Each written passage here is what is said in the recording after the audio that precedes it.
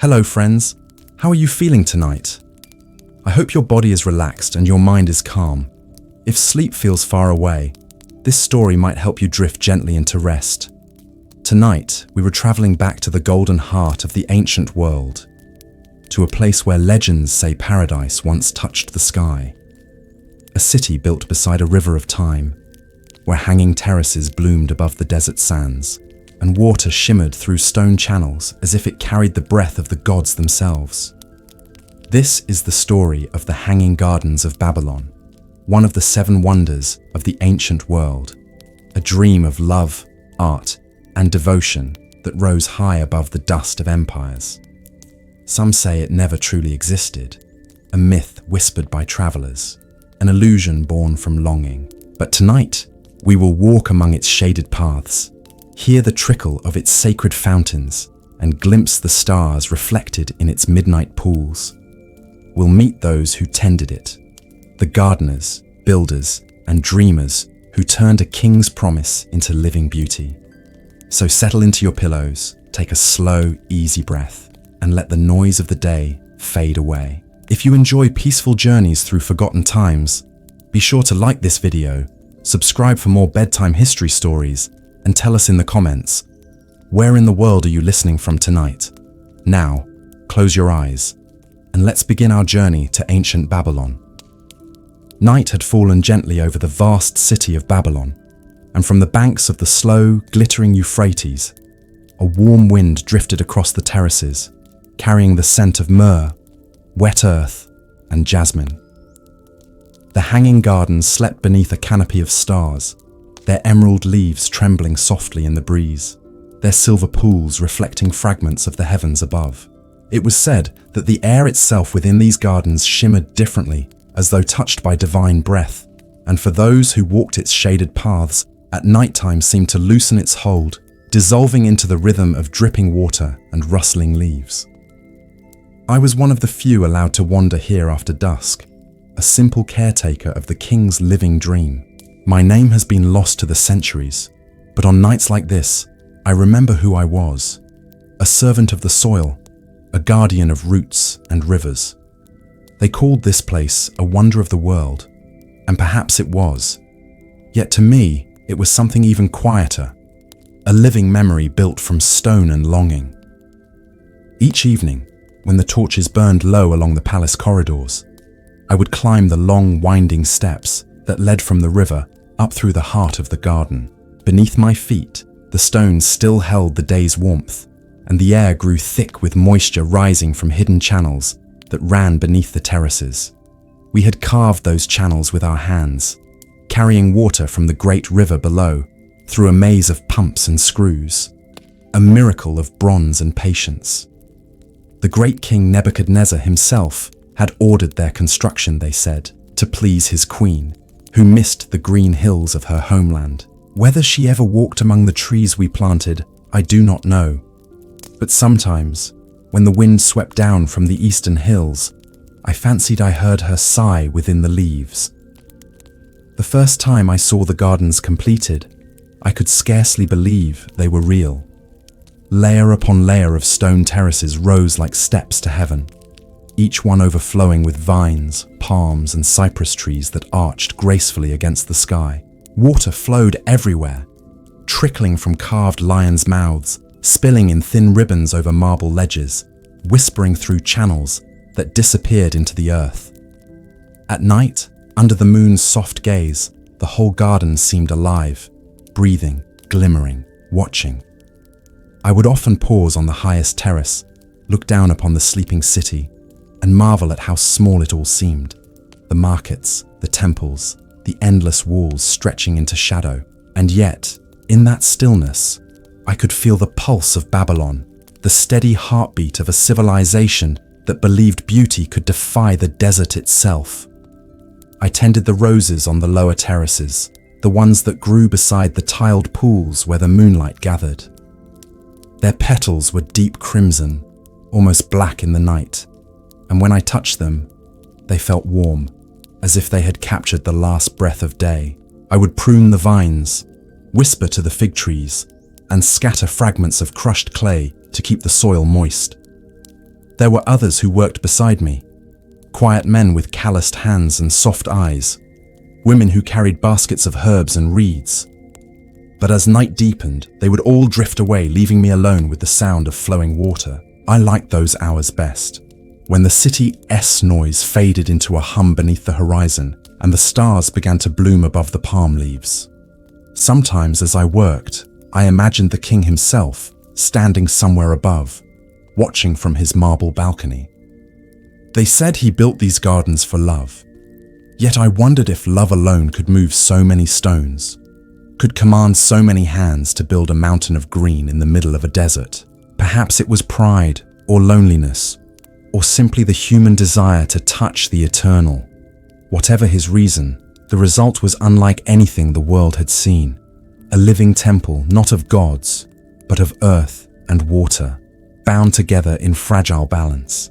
And we, the gardeners, were its priests, keeping that balance alive. The nights in Babylon were rarely silent. Even here, far above the streets, faint echoes drifted upward, the call of a night seller, the low chant from a temple of Ishtar, the soft beat of drums carried by the wind. Yet within the garden, these sounds grew distant, softened by leaves and mist, transformed into a kind of music. Sometimes, I would close my eyes and imagine that the fountains were singing, that the vines themselves were whispering old words from lands long forgotten. It was easy to dream here, surrounded by so much beauty, and in those dreams, I felt the weight of centuries pressing lightly upon my shoulders. One night, while refilling the basins near the upper terrace, I noticed a faint light flickering among the trees, not torchlight, nor the reflection of stars. It shimmered like a small golden flame, hovering near the pool where the queen's lilies bloomed. Curious, I approached, my sandals brushing the damp stones. The light did not fade. Instead, it seemed to dance between the leaves, as though alive. I reached out my hand, but it vanished with a sigh, leaving only the sound of water falling. For a long time, I stood there, heart quiet but awake, wondering if I had glimpsed something sacred, or merely the play of tired eyes. In Babylon, the line between the real and the divine was thin as a spider's thread, and the gardens, they said, stood exactly on that threshold. When dawn finally came, the horizon turned the color of apricots, and the air filled with the scent of wet cedar and river clay. I walked to the edge of the highest terrace, where the first light touched the walls of the city. Below me, the streets stirred, merchants opening stalls, priests lighting morning incense, children chasing birds along the riverbank. From here, Babylon looked eternal, unshakable. Yet even as I watched, I knew that time would someday sweep it away, just as the river wore down stone. But the garden, this miracle of love and labor, would live on in whispers, in dreams, in stories told to calm hearts and wandering minds. That morning, as I laid my tools aside, I noticed something in the pool beside me. A single petal floated on the surface, pale, fragile, glowing faintly in the rising light. I lifted it gently and held it in my palm. Perhaps it had fallen from one of the queen's lilies, or perhaps it had been left for me by whatever spirit had visited the night before. I did not know. All I knew was that, for a moment, it felt as if the garden itself had spoken, not in words, but in silence, in breath, in beauty too vast to name. And as the sun rose higher, spilling gold across the terraces, I felt a quiet certainty that nothing truly vanishes, that every dream leaves a root beneath the soil of time. The hanging gardens were more than stone and water. They were memory, love, and wonder made living. And though the centuries would pass and empires would crumble, somewhere, perhaps in every heart that still believes in beauty, the garden would continue to bloom. The night unfolded like a dream over the city of Babylon, its great ziggurats standing tall against the soft glow of the moon. The Euphrates shimmered as it wound its way through the city, carrying the scent of water lilies and clay. Lanterns floated along the canals, casting trembling circles of gold upon the dark, gentle ripples. Every corner of the city whispered of life, of stories being told quietly in the folds of the night. A young gardener named Nadin moved through the narrow corridors of the royal terrace, his sandals brushing against ancient stone. He was not of noble birth, nor a scholar of the famed libraries, yet his hands held the very breath of the hanging gardens, for it was he who tended their heart at night, ensuring that the queen's favourite blossoms opened under the touch of the stars. The gardens were alive, glistening under the silver light. Every vine and petal seemed to hum softly, as if sharing secrets with the wind. Above him, the towering terraces reached into the night like layers of heaven, each filled with greenery from distant lands. Cypress trees stood beside date palms, jasmine vines embraced the marble pillars, and from the highest archway, a soft trickle of water cascaded down in threads of silver. The sound was soothing, rhythmic, almost like the heartbeat of the city itself. Nadin paused to listen, his heart sinking with the rhythm, his soul sinking into peace. As he carried his clay pot of fresh water up the steps, he thought of the queen, Ametis, whose longing for her mountain homeland had inspired the gardens. They said the king had built them to bring the mountains to her heart, to make her smile again, and when she walked among them, dressed in robes of emerald and gold, the flowers themselves seemed to bow. Nadin had seen her only from afar, yet that single glimpse had filled his heart with a quiet devotion, a feeling he never dared to name. He reached the upper terrace, where moonlight painted everything in a soft silver hue. The air was cooler here, touched by the river's breath. From this height, the city stretched endlessly, a mosaic of clay rooftops, hanging lamps, and distant fires. Somewhere below, a musician played a slow, haunting tune on a reed flute. The melody drifted upward, curling around the columns like invisible smoke. Nadin smiled faintly, letting the sound blend with the murmuring leaves around him. As he watered the delicate blue lilies imported from far Persia, he noticed something strange. A faint light flickered from behind a column that wasn't part of the lanterns he had lit earlier. It was softer, warmer, like a small golden heartbeat pulsing from within the stone. Curious, Nadin set down the pot and stepped closer. The light seemed to come from a narrow crack in the wall. He touched it, feeling warmth, almost alive. The stone vibrated faintly beneath his fingertips. He hesitated. The elders often said that the gardens held ancient spirits, protectors of the land and sky, but curiosity outweighed his fear. He pressed gently against the wall, and to his amazement, a section of stone slid aside with a low, hollow sound. Behind it lay a small chamber, hidden within the terrace itself. Inside, the light grew brighter, revealing walls covered in intricate carvings, stars, rivers, mountains, and eyes that seemed to watch him. In the center, a small bronze bowl glowed faintly, filled with clear water that shimmered with its own light. The air inside felt ancient, sacred. As Nadin leaned closer, the reflection in the water shifted, not showing his own face, but an image of Babylon itself from above, glowing with countless lanterns, each like a star fallen to earth.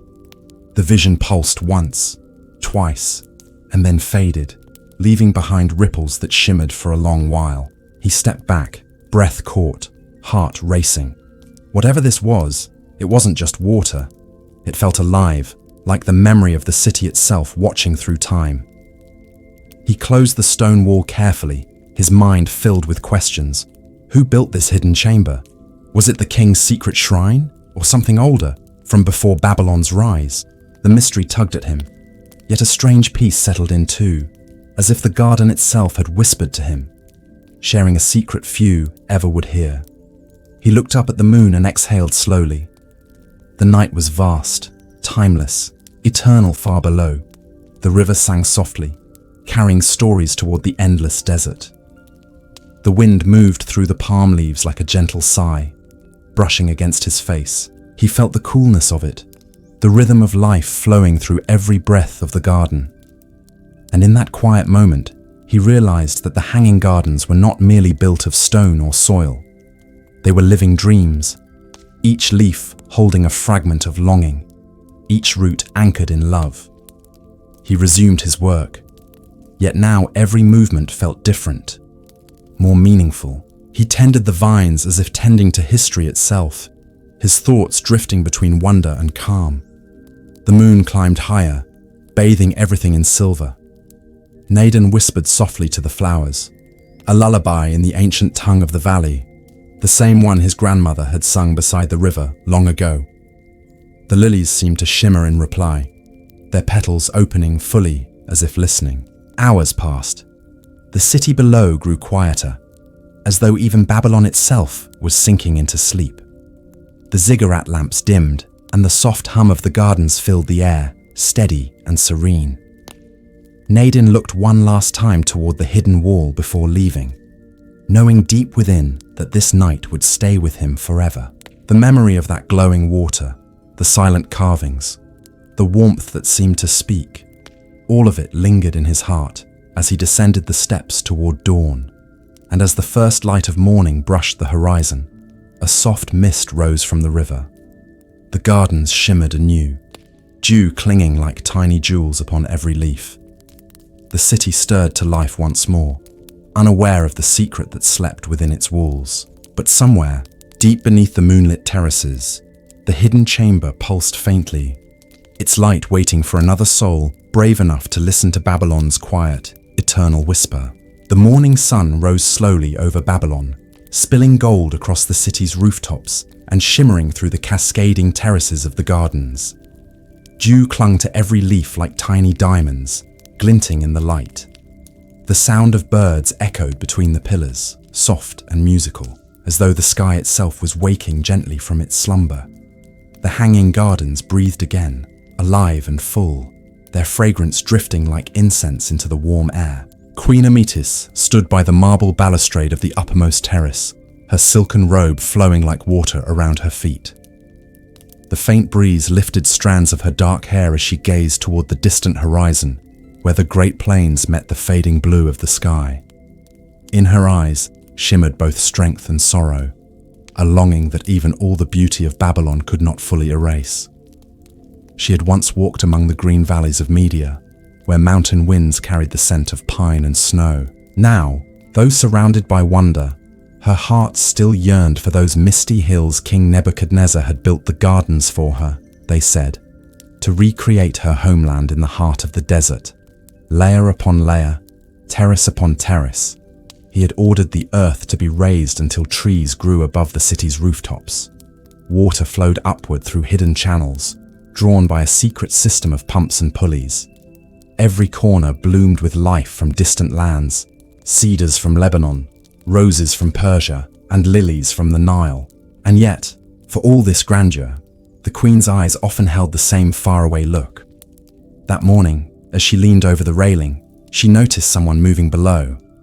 Naden, the gardener who often tended her favorite lilies. She had seen him before, quiet and careful, his movements always graceful, his devotion evident in every gesture. There was something about the way he worked, the calm that seemed to surround him, that caught her attention. He reminded her of the mountain keepers from her homeland, who treated the earth not as a duty, but as a friend. For reasons she could not explain, she felt a strange sense of comfort watching him. Naden, unaware of her gaze, moved among the flower beds with his clay pot, his eyes focused on the delicate vines that trailed along the stone archways. The sunlight played softly on his skin as he brushed dust from a leaf, whispering a quiet word of thanks to the plant.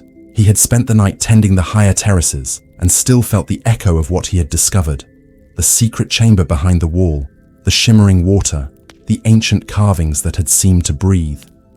The memory pulsed within him like a heartbeat, vivid and unreal. As he worked, he noticed a shadow fall across the pathway. Looking up, he saw her, the Queen herself, standing above him on the upper level. Startled, he bowed deeply, setting aside his tools. She smiled faintly, her eyes kind but distant, and gestured for him to rise. "You tend these gardens well," she said softly. Her voice was gentle, like a calm breeze at dawn. "They thrive under your care. What is your name?" "Naden, my queen," he answered, his voice quiet, almost reverent. "I am but a servant of the gardens." She nodded slowly. A servant of the gardens, she repeated, her gaze drifting across the terraces. Then you serve not just the king but the gods themselves. For these gardens are sacred. They carry the breath of the earth and the tears of the sky. Her words lingered in the air, poetic and solemn. She turned back to him. Tell me, Naden, do you ever feel as though the gardens speak? The question startled him, for it echoed his own secret thoughts. Yes, my queen, he said after a moment. Sometimes, when the wind moves through the leaves, it feels as though the trees whisper, as though they remember things older than men. Her expression softened. Then you hear it too, she murmured. I am glad. Many walk these paths and see only stone and water, but you, perhaps, see something deeper. There was a pause, filled only by the sound of the river below and the slow trickle of water through the channels. The queen turned away slightly, gazing toward the horizon once more. When I first came here, she said quietly, I wept every night for the mountains. My husband built these terraces to bring the mountains to me, but I soon realized that what I missed was not just the place. It was the spirit of it, the living memory of the land. Here, everything is beautiful, but sometimes beauty alone cannot quiet the heart. Nadine listened in silence. He wanted to tell her about the hidden chamber, about the light that seemed to hold the city's spirit, but he hesitated. Some secrets, he felt, revealed themselves only when the time was right. So instead, he said softly, Perhaps the gardens remember your mountains too, my queen. Perhaps that is why the air feels so full of longing.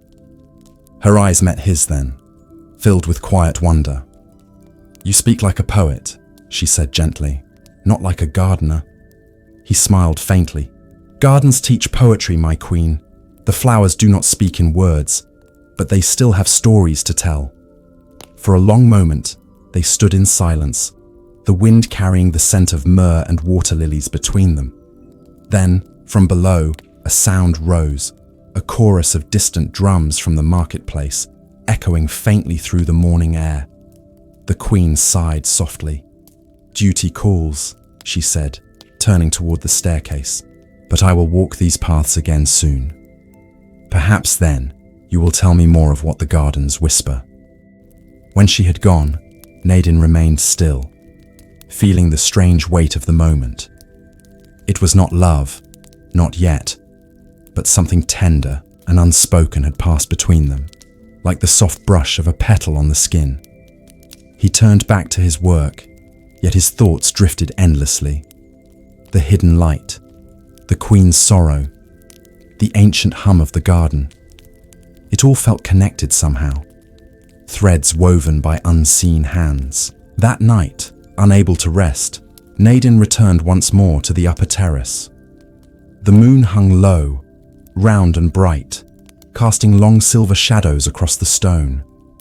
He found himself standing again before the hidden wall.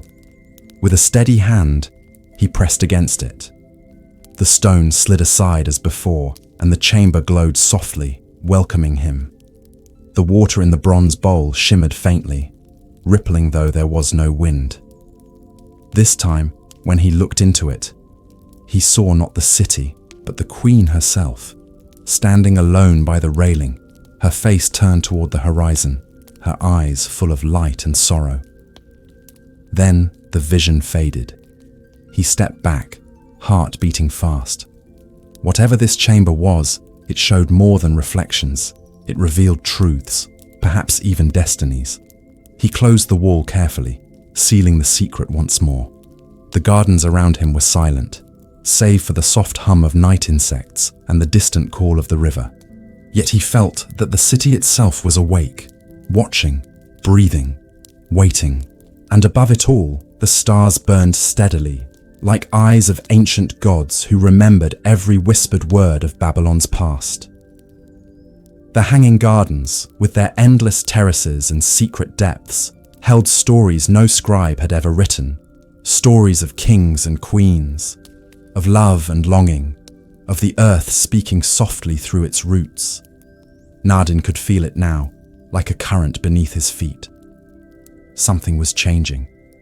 Something old was stirring beneath the soil of dreams. He gazed out across the city, its lights flickering like fireflies upon the water, and whispered a quiet promise to the night.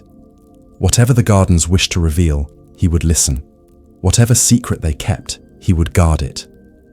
For in that sacred silence, between the breath of the wind and the murmur of leaves, he had found not just wonder, but purpose. And so the night deepened once more over Babylon, its moonlight weaving silver threads through the leaves, its stars whispering ancient tales to those still awake. The queen slept in her palace, dreaming of mountains.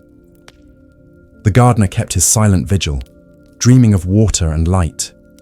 And somewhere, deep within the living heart of the hanging gardens, the old gods listened, their voices echoing softly through the roots of time. Night still lingered when the first faint breath of dawn touched the edges of Babylon. The hanging gardens lay in a tranquil hush, bathed in silver and pale blue light. Dew glistened across the leaves, clinging like pearls to vines that hung heavy with fragrance. In the dim hour before sunrise, the city was quieter than a whisper, its noises held back as though the whole world waited for something unseen. From the highest terrace, the river below looked like a band of flowing glass, winding endlessly through the heart of the desert. The air smelled of earth and jasmine, sweet and ancient, carrying the scent of 1,000 distant lands. Nadin sat cross-legged near the marble fountain, his hands resting on his knees, eyes half closed. He had not slept. His mind still replayed what he had seen the night before. The hidden chamber, the bowl of shimmering water, the queen's reflection that had appeared like a vision from another world. He tried to understand what it meant, but the more he thought, the less certain he became. Was it magic?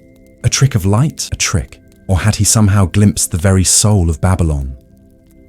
Whatever it was, it had awakened something deep within him, a curiosity that felt older than memory.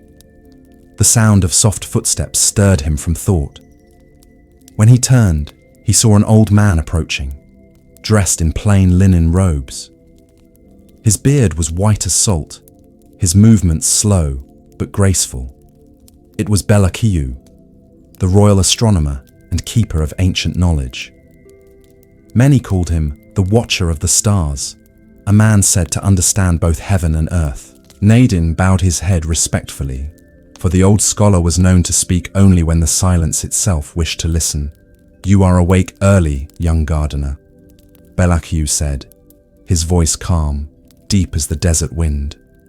"The dawn has not yet greeted the city, and already you sit among the flowers as if they were your counsel." Nadin smiled faintly. "The flowers do not judge, master. They listen better than most." A soft chuckle escaped the old man's lips. "Ah, then you already understand the first secret of Babylon," he said. "This city speaks not through its towers, but through its roots. The king builds his walls of stone, but the true memory of Babylon grows beneath his feet." Nadin hesitated, the memory of the hidden chamber stirring in his chest. "Master Belakiu," he began carefully, "may I ask you something?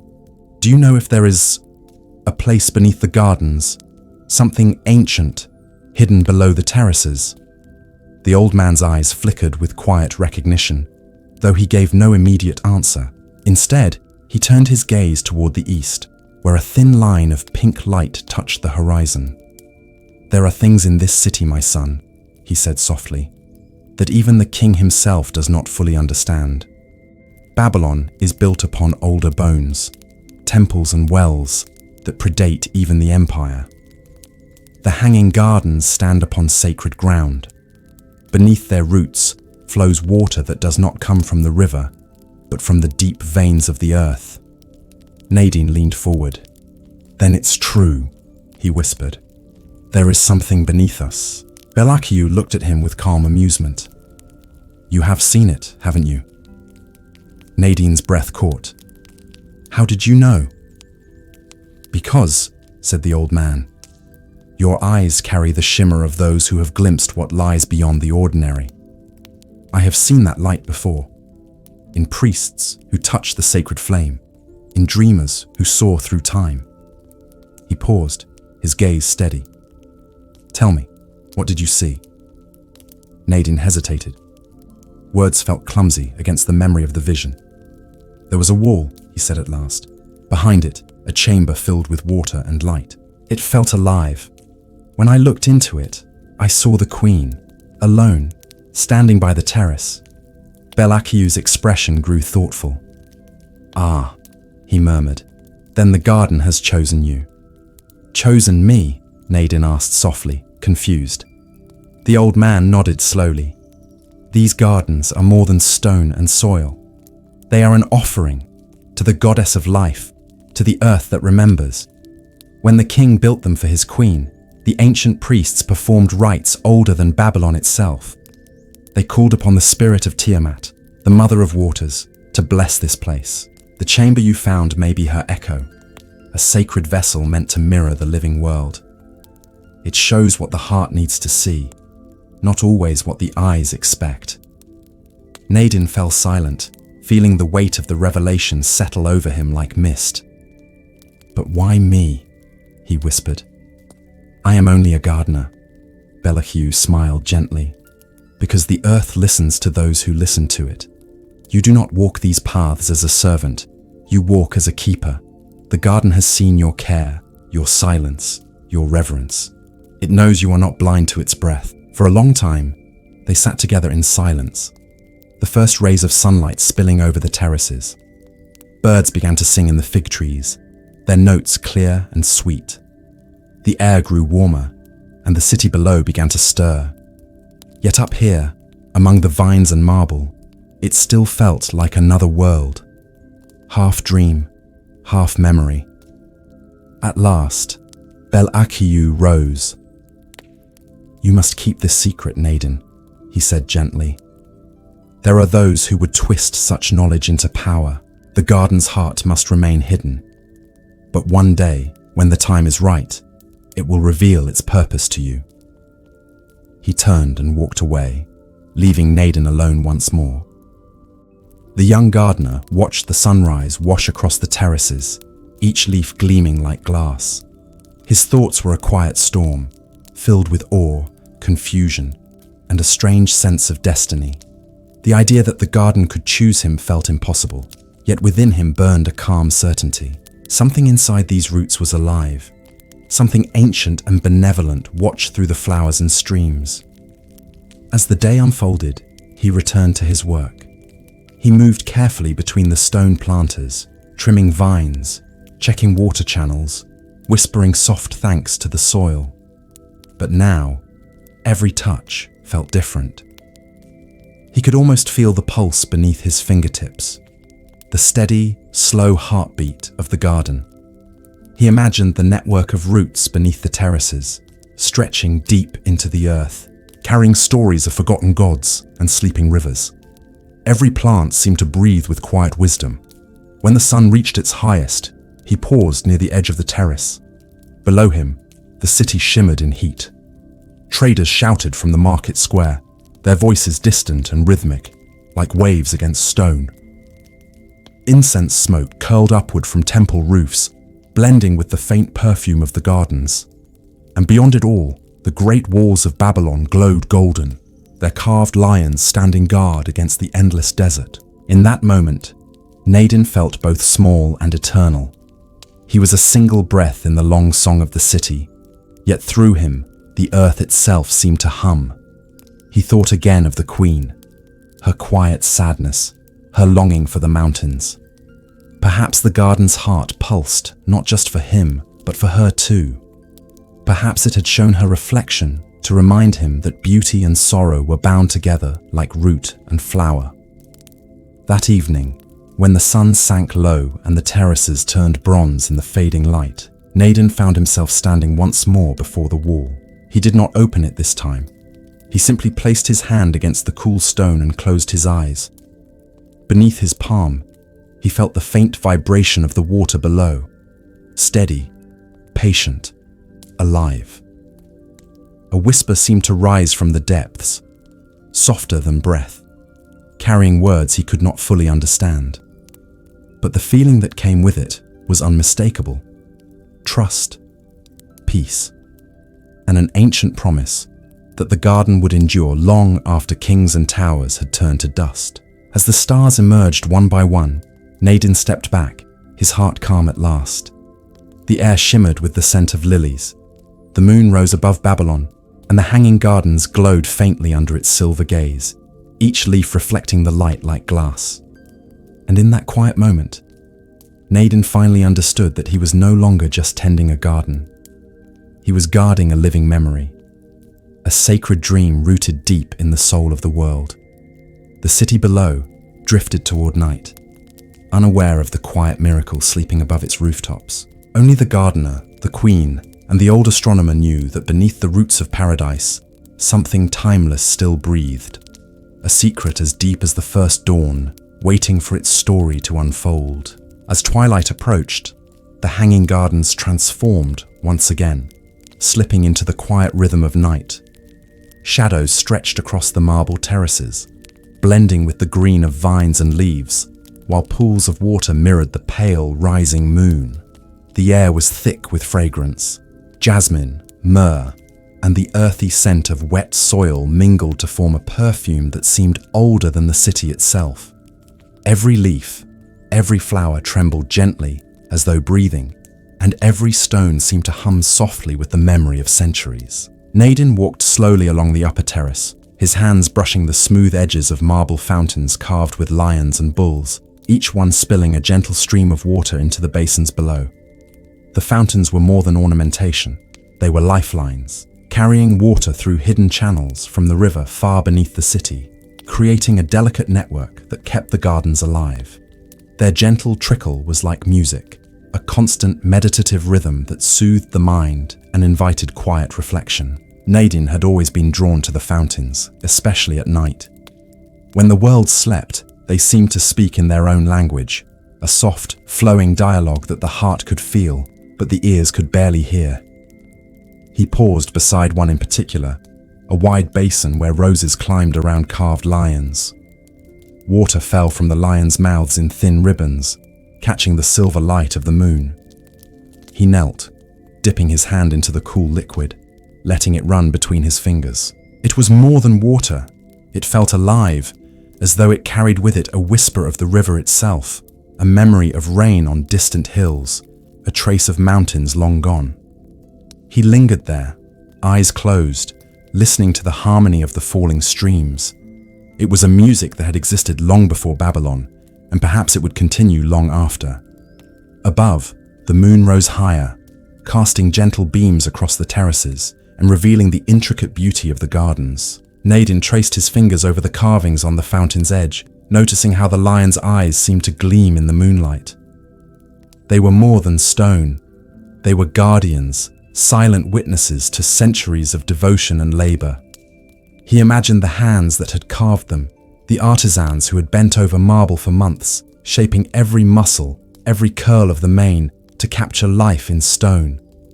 Those hands were gone now, but their touch lingered, preserved in the rhythm of water and the flow of the gardens themselves. He felt a connection, not just to the builders, but to the countless souls who had walked these terraces, whispered to the trees, and watched the fountains sing in the silence of the night. As he moved to the next terrace, the sound of another fountain joined the first, layering the garden with more subtle harmonies. Here, water leapt from carved eagles' beaks, splashing into the shallow pools below with a gentle, persistent murmur. The fountains were designed to create their own orchestra, each voice distinct yet blended in a serene symphony. Nadine followed the sounds, letting them guide him, his senses heightened in the quiet night. He noticed small details, tiny fish that shimmered in the pools, the delicate sway of water lilies, the soft glimmer of dew on the edges of petals. Every element was part of a greater whole, an intricate balance that required care, attention, and love to maintain. Nadine's thoughts drifted to Queen Amitis. She had walked these terraces often, her presence gentle yet commanding, her footsteps almost musical against the marble. He remembered her once, leaning over a fountain, gazing at the water with a faraway expression, and he imagined what she must have felt. Memories of her homeland, the mountains she had left behind, and the wonder at the life that had been built for her in this desert city. The fountains, he realized, were not merely functional. They were a bridge between worlds, carrying stories from distant lands to this sanctuary, weaving memory into each drop that fell into the basins. He knelt again beside the eagle's fountain, letting the cool water trickle over his hands, and for a moment, he imagined the entire garden as a living, breathing entity.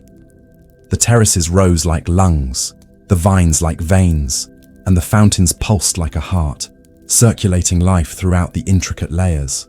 In that vision, the garden itself became a conscious being, aware of those who entered it, responding to care, attention, and reverence. He whispered a quiet thanks, feeling a deep sense of belonging, as if the garden had recognized him not merely as a gardener, but as its confidant, its keeper. From the distance, the faint sound of the city began to filter upward, the chatter of early risers, the clang of merchants preparing their stalls, and the low chanting of priests beginning their morning prayers.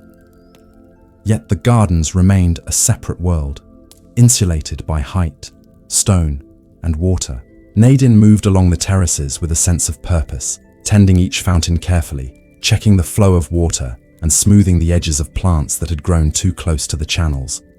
Every gesture was deliberate, infused with a rhythm that matched the flowing streams, creating a meditation in movement. The night deepened further as he approached the hidden chamber once more. The stone wall stood silently, concealing the bronze bowl that shimmered with an otherworldly light. Nadine placed his hand gently on the stone, feeling the familiar vibration beneath his fingertips. He had not opened it since the vision of the queen had appeared, but tonight he felt a compulsion, a quiet insistence from the garden itself. Slowly, he pressed, and the wall slid aside with its familiar hollow sound. The chamber glowed softly, illuminating the intricate carvings that adorned its walls. The water in the bowl shimmered faintly, rippling though there was no wind, reflecting the moonlight that filtered through the terrace above. He knelt before it, gazing into the depths, and once again, the water began to move with a life of its own. Images formed within the ripples, terraces and fountains he had walked countless times, but also visions of the city and distant lands, of stars that shimmered above deserts and rivers alike. He saw the queen walking through the terraces, her hands brushing against the leaves, her expression serene yet tinged with longing. And in that reflection, Nadine felt a connection deeper than he had ever known, a bond between caretaker and garden, between human and the memory of time itself. Hours passed unnoticed as he remained there, watching the water and listening to the soft music of the fountains. The night was alive with subtle sounds, the gentle drip of water, the rustle of leaves, the distant call of a night bird. Each note carried with it a sense of eternity, a reminder that some things endured beyond the rise and fall of kings and cities. The hanging gardens were more than stone, soil, and water. They were memory incarnate, a living testament to care, devotion, and the quiet power of beauty. By the time the first pale light of dawn began to filter across the terraces, Nadine rose, feeling both weary and fulfilled. He closed the chamber carefully, leaving the bowl undisturbed, and stepped back into the calm night air of the upper terrace. The fountains sang softly around him, their voices blending with the first stirrings of the city below. He paused to listen, to breathe, and to feel the steady rhythm of life flowing through every corner of the garden. In that moment, he understood that the magic of the hanging gardens was not in grandeur alone, nor in the eyes of kings, but in the quiet devotion of those who tended it, and in the whispers of water and wind that spoke to anyone who chose to listen. As the sun slowly rose, painting the marble and leaves with soft gold, Nadine began his morning duties anew, carrying water, pruning vines, and listening to the subtle song of the fountains. He knew that the garden had shown him a glimpse of something eternal, something sacred, and that he would carry that knowledge with him in silence, tending the terraces with patience, reverence, and a sense of wonder that would never fade.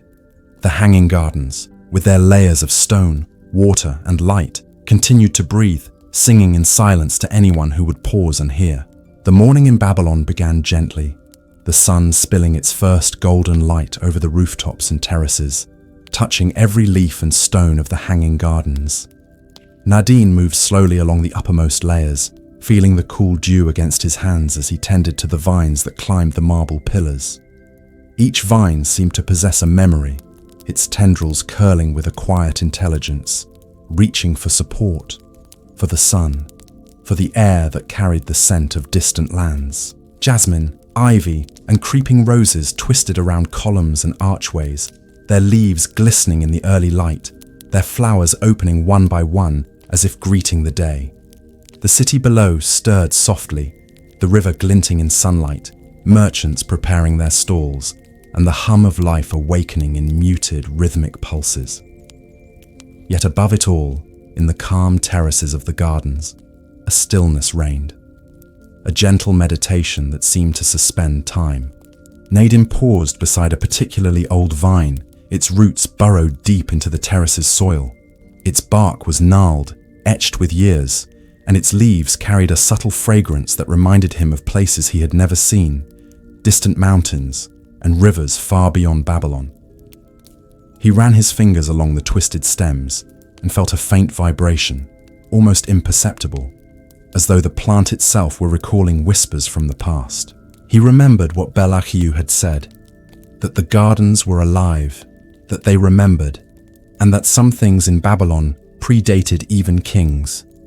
Perhaps this vine, he thought, was a witness to centuries, a living memory of soil, water, and sun, carrying fragments of every gardener, every passerby, every hand that had tended the terraces before him.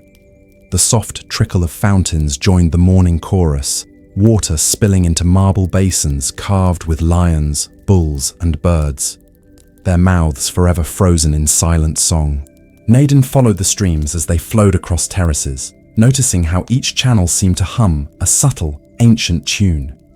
The vines along the pathways responded almost imperceptibly, leaves trembling with a rhythm that matched the trickle of water, their flowers opening wider as if listening. He knelt near one cluster of blue lilies, running his fingers lightly over their petals. Each touch felt like connecting with a memory. The plants remembering the hands that had shaped the garden's terraces, the hands that had planted seeds in fertile soil, the hands that had whispered prayers to Tiamat, the goddess of waters, asking for her blessing. Nadine's thoughts wandered to the queen. Amitis often walked these terraces in the early mornings, her presence quiet and deliberate, her gaze soft but thoughtful. He recalled the way she had paused by the fountains, touching leaves as if reading a story from them, her expression tinged with longing for her homeland. In that, he realized something profound. The vines remembered her too. Not only the gardeners, not only the earth, but the humans who had walked these paths had left their traces. Every footstep, every whispered word, every sigh of longing was absorbed into the soil and into the plants. It was as though the hanging gardens held a memory of everyone who had loved, nurtured, or even simply observed them. The vines, he thought, were keepers of that memory, silent witnesses to time passing in gentle waves. As he continued along the terraces, he noticed a peculiar vine growing near the wall of the hidden chamber. Its tendrils were longer, thicker, almost alive with a strange vibrancy. The leaves seemed to shimmer faintly in the sunlight, and he felt drawn to touch them. As his fingers brushed the surface, he experienced a vision, a fleeting glimpse of the gardens as they had once been before even the current terraces were built. Builders moved stones, carrying water in clay vessels, while priests performed rituals to bless the earth. Women planted flowers, their laughter blending with the murmur of water and the call of birds. And in the midst of it all, the gardens themselves seemed to breathe, their roots entwining with the very soul of Babylon. The vision vanished as quickly as it had appeared, leaving Nadine awed, heart pounding with the quiet reverence of witnessing something timeless. He knelt to study the vine more carefully.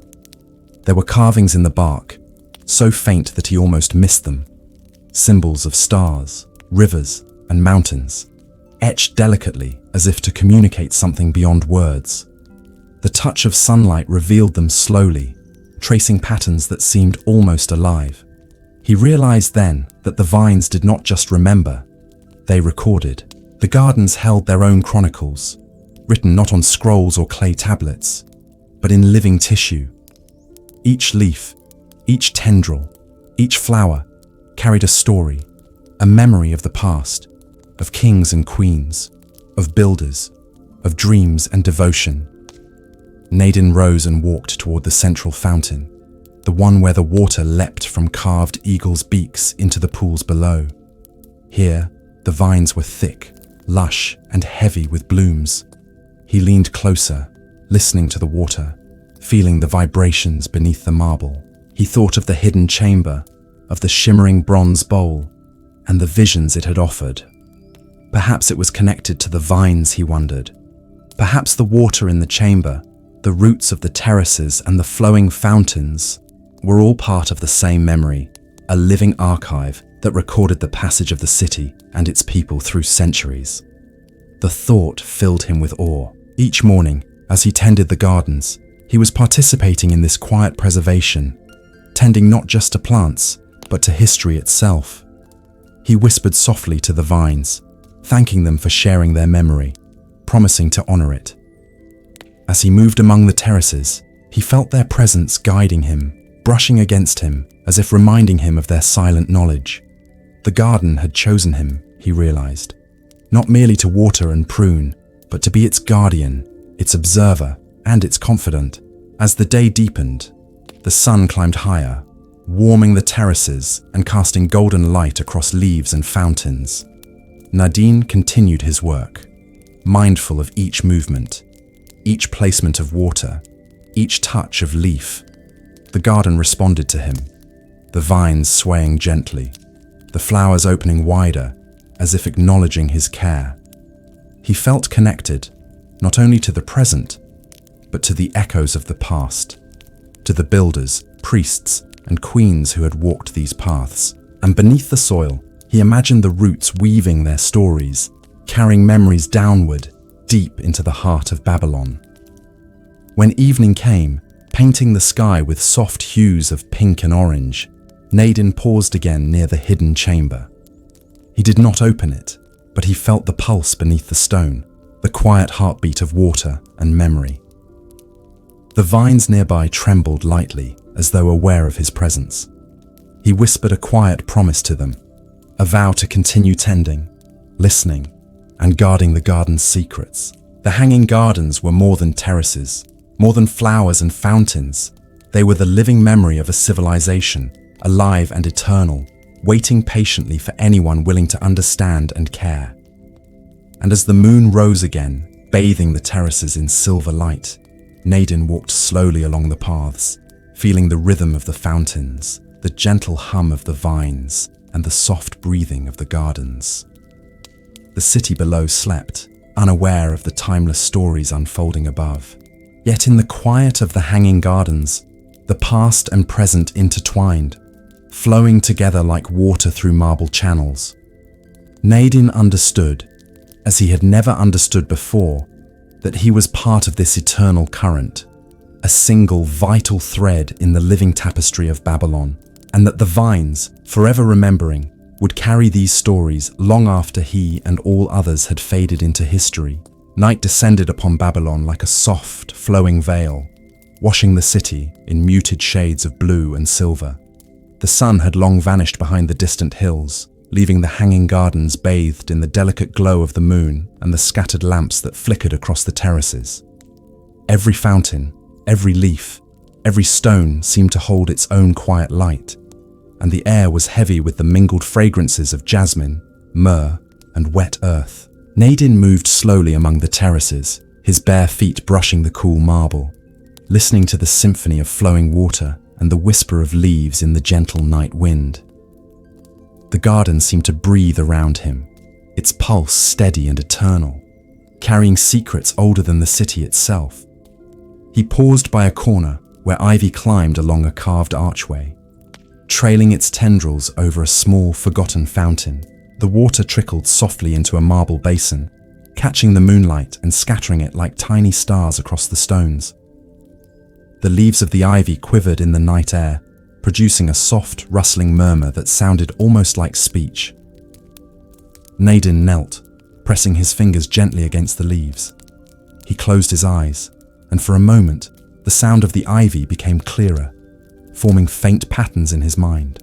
It was as though the garden itself were attempting to speak, to convey thoughts and memories carried across centuries, whispers of lives long past, of builders and queens, of priests and dreamers who had walked these terraces before him. He remembered Belachiu's words about the garden's memory, about how the vines and roots could remember and record, and he realized now that the night amplified this connection. In the dim light, the leaves seemed to carry voices from the past, faint and melodic, brushing against the edges of his consciousness. Nadin felt a calm excitement stir within him, a gentle thrill at being chosen as a witness to these quiet messages. He sat cross-legged near the fountain, listening to the soft symphony, letting it wash over him like a gentle wave, and felt the garden unfold around him, every leaf a note in an ancient song, every drop of water a heartbeat in the living memory of Babylon. From the far end of the terrace, he noticed a small cluster of orange and red flowers swaying more vigorously than the rest, their movements in sync with the whispering ivy.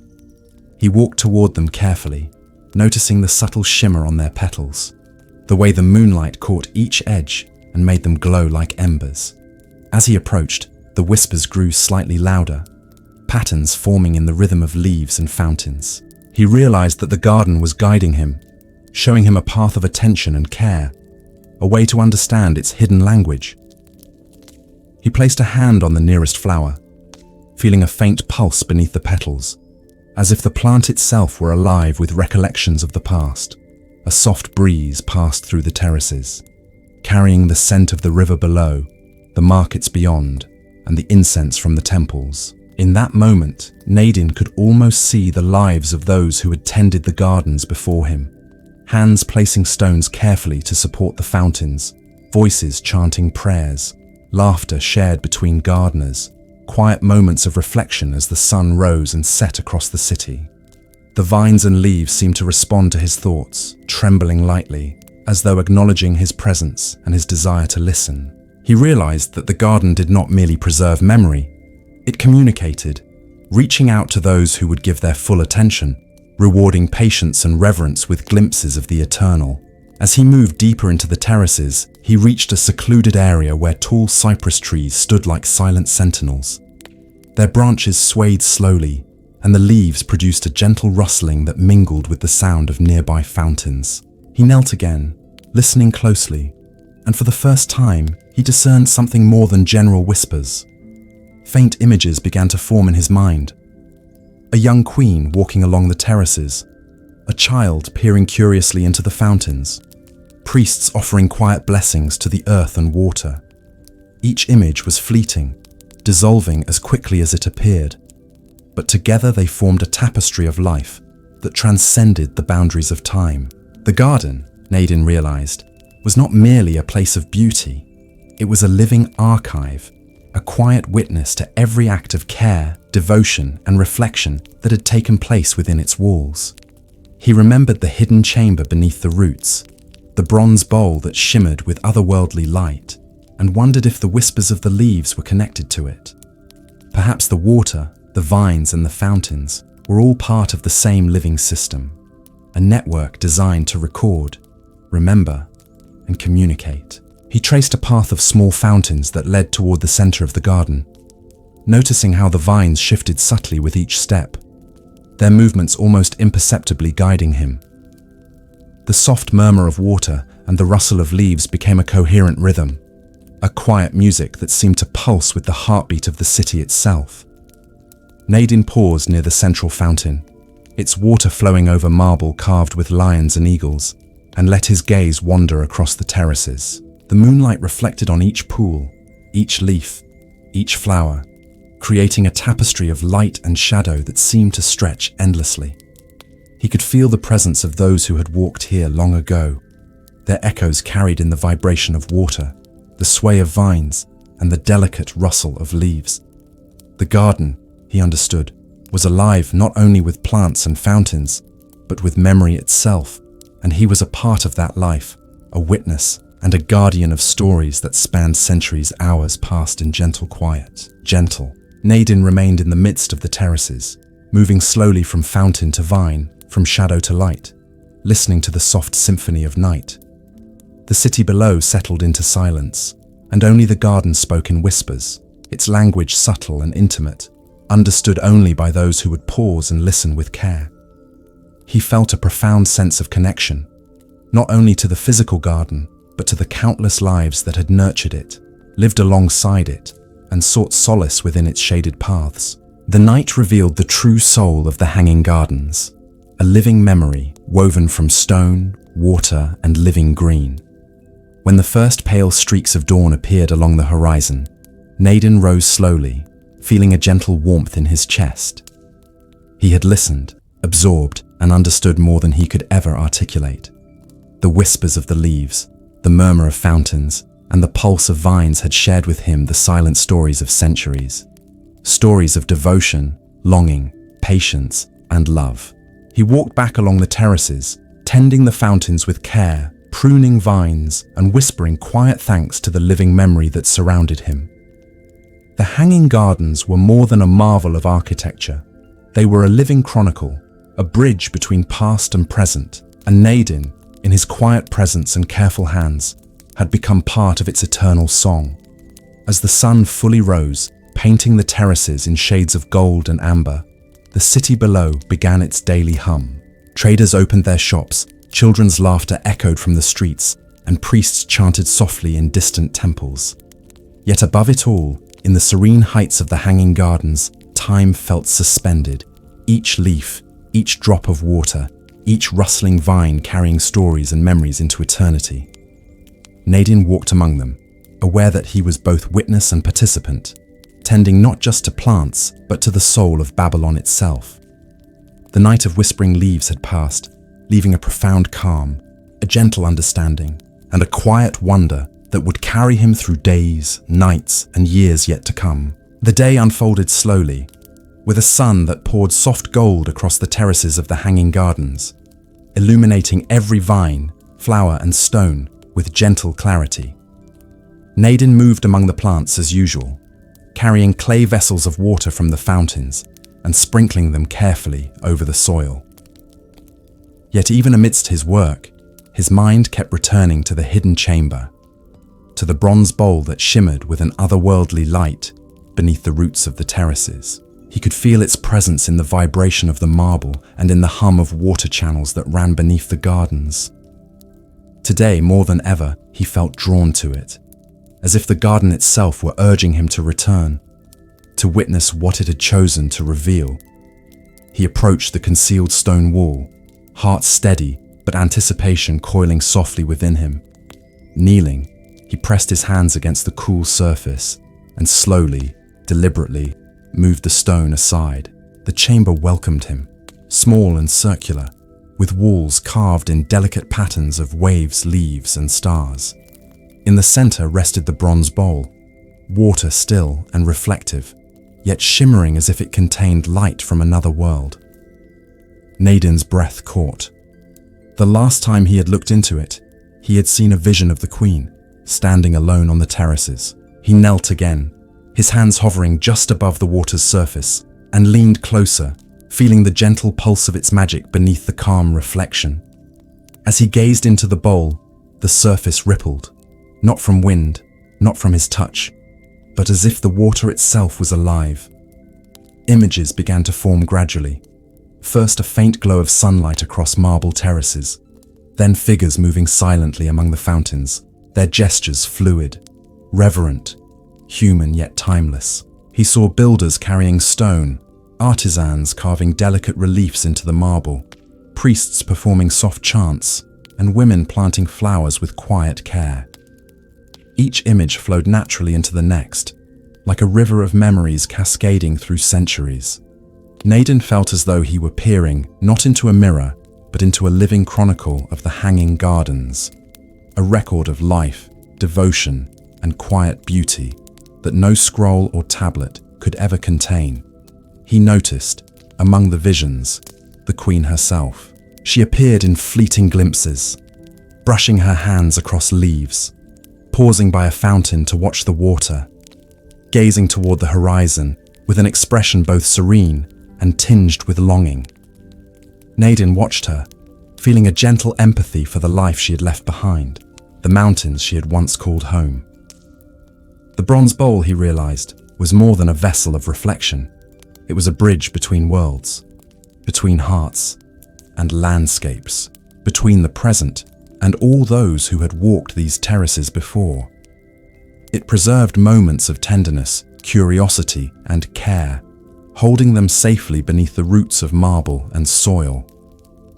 He traced his fingers lightly along the edge of the bowl, feeling a subtle warmth, a pulsing resonance that seemed to connect the chamber to the fountains, the vines, and even the city itself. Perhaps, he thought, the bowl was a convergence point, a place where the memories of the gardens gathered to become tangible. Water from the underground channels, nourished by the Euphrates, circulated through the terraces, sustaining life above. Beneath it all, the bronze bowl held not only the reflection of what was, but the echo of what had been, the pulse of life that flowed through every stone, every plant, every whisper of wind. Nadine remained kneeling for hours, eyes fixed on the rippling images. Time seemed suspended. The world outside the garden faded to silence. The fountain's soft music, the rustle of leaves, the faint scent of jasmine and myrrh, all these merged into a single, meditative experience. He felt the continuity of life pressing gently against his awareness. Generations of gardeners who had poured water with devotion, builders who had carved every detail with patient care, queens and children who had walked quietly among the terraces. Every gesture, no matter how small, was preserved in the water of the bronze bowl, as if the garden itself had recorded a symphony of human care and attention. Suddenly, a new image emerged in the water. Nadine saw himself, not as he was now, but as part of this living tapestry.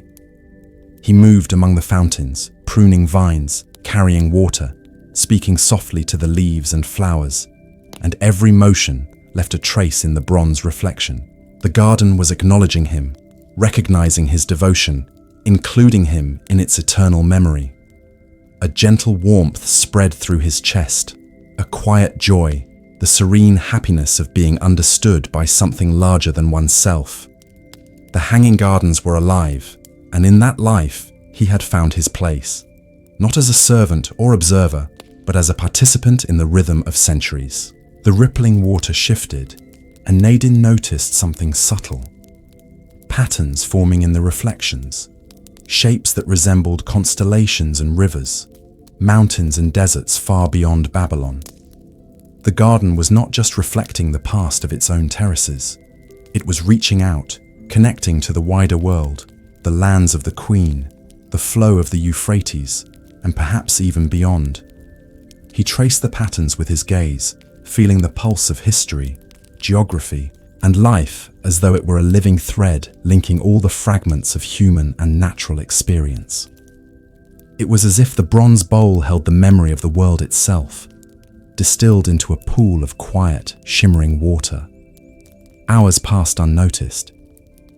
Nadine remained entranced, witnessing the subtle dance of light, water, and memory. Each ripple told a story, each reflection carried a whisper, and he felt himself entwined in the narrative of the gardens. The bronze bowl was not a tool of magic alone. It was a testament to care, reverence, and the intimate attention humans had given to the living world. He understood now why Belakiu had chosen him to tend these gardens, not merely to water plants, prune vines, or maintain fountains, but to be a witness, a recorder, a silent guardian of life and memory. When at last the first light of dawn spilled over the terraces, Nadine rose slowly, feeling the weight of hours spent in contemplation and connection. He carefully closed the chamber, ensuring that the bronze bowl remained undisturbed, yet somehow alive with the countless moments it had recorded. He stepped back onto the terraces, where vines climbed gracefully, fountains sang softly, and the air was filled with the scent of earth and flowers. The gardens seemed to acknowledge his presence, leaves swaying gently as if in greeting, water sparkling in silent applause. He carried within him the calm understanding that the gardens had shared, a deep, serene knowledge that life, memory, and care were intertwined, preserved not in monuments or documents alone, but in the very pulse of living creation. Naden walked along the terraces, tending fountains, tracing vines, and feeling the continuity of time in every touch, every sound, every scent. The city below had begun its daily stir, yet above, in the serene heights of the hanging gardens, life unfolded with quiet dignity, its memory preserved in water, stone, and leaves. The bronze bowler's reflection had revealed to him a truth both simple and profound, that devotion, attention, and gentle care endure beyond centuries, speaking softly to those who pause to witness and listen. And in that gentle lesson, Naden felt a peace that would carry him through days, nights, and generations, forever entwined with the living memory of the Hanging Gardens. As evening settled over Babylon, the Hanging Gardens took on a new, almost sacred aspect. The last rays of sunlight filtered through the leaves, casting long shadows across marble terraces and bathing the fountains in a warm, golden glow. Nadine moved along the upper terraces, his steps slow and deliberate, attentive to the rhythm of the garden. The water from the fountains whispered softly, carrying a melody that mingled with the rustling of leaves and the distant hum of the city below. In the fading light, the gardens seemed to exhale, their scent of jasmine, myrrh, and damp earth reaching through the air, curling around him like a comforting embrace. He paused near a cluster of flowering vines that climbed along a stone balustrade, trailing delicate blossoms over the edge. Each flower seemed to hold a memory, every leaf a quiet story waiting to be heard. Nadine leaned closer, brushing his fingers gently against the petals, feeling the subtle vibration of life within. The garden was speaking, not in words, but in gestures. The sway of a branch, the glint of water, the tremble of a leaf in the breeze. For centuries, these whispers had passed unnoticed.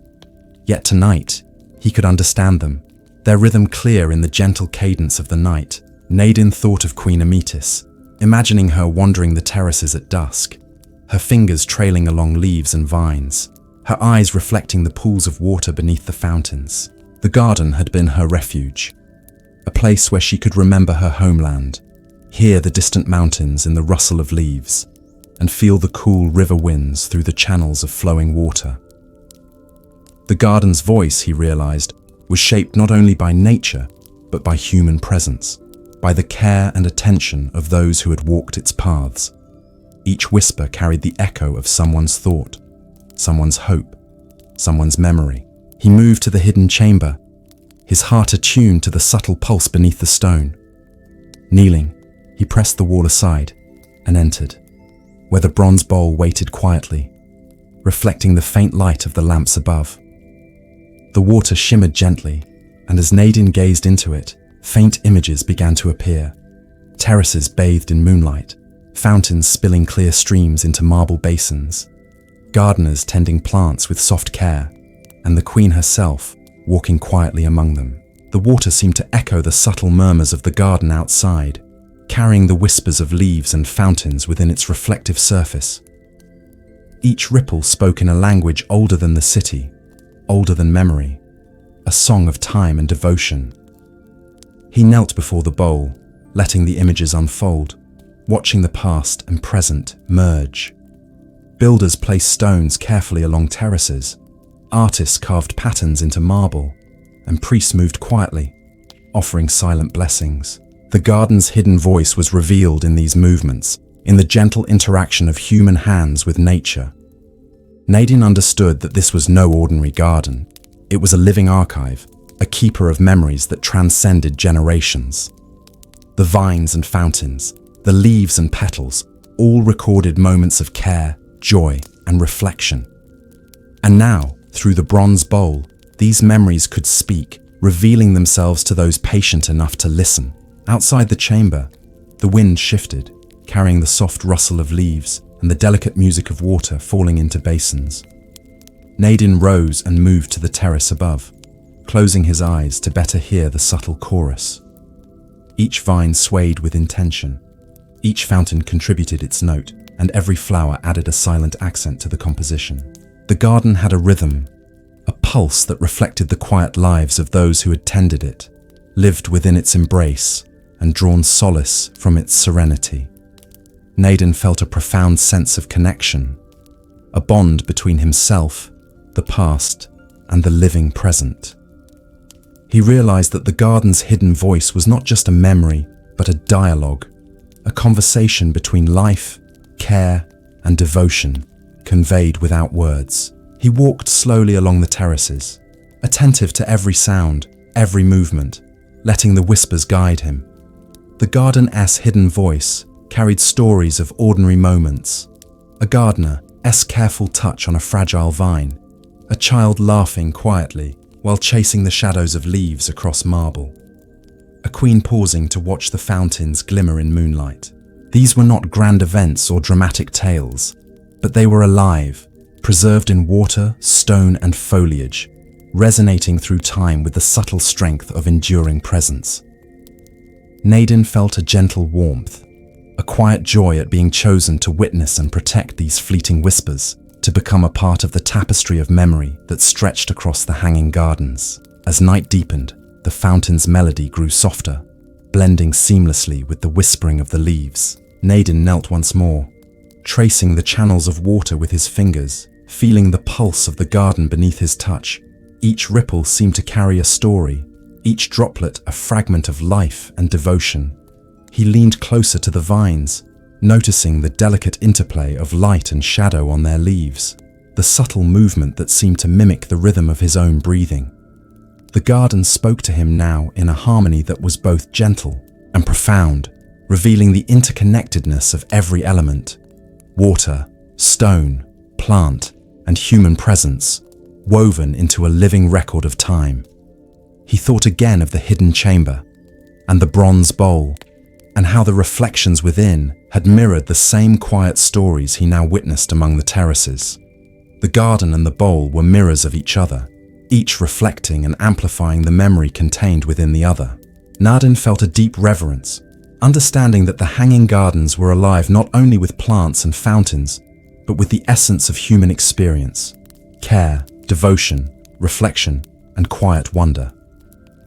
The hidden voice of the garden spoke to him with clarity, now not as a message from the past alone, but as an invitation to participate in the ongoing story, to add his own care and presence to the living memory. Hours passed in this meditative rhythm, until the first pale light of dawn began to touch the upper terraces. Nadine rose slowly, carrying the quiet knowledge that he had listened and understood. The garden's hidden voice had shared its stories, its whispers, and its reflections, and he felt himself irrevocably bound to them. Each leaf, each fountain, each vine had spoken, and he had heard. The hanging gardens were more than marvels of architecture or feats of engineering. They were a living symphony, a dialogue between nature and humanity, a record of love and devotion that transcended time. As the sun climbed higher, painting marble and foliage with soft gold, Nadine moved along the terraces, tending vines, checking fountains, and listening to the gentle rhythm of life. The city below awoke in muted harmony, yet above, in the serene heights of the hanging gardens, the hidden voice continued its quiet song. Nadine walked among them, aware that he was both witness and participant, guardian of whispers and keeper of memories.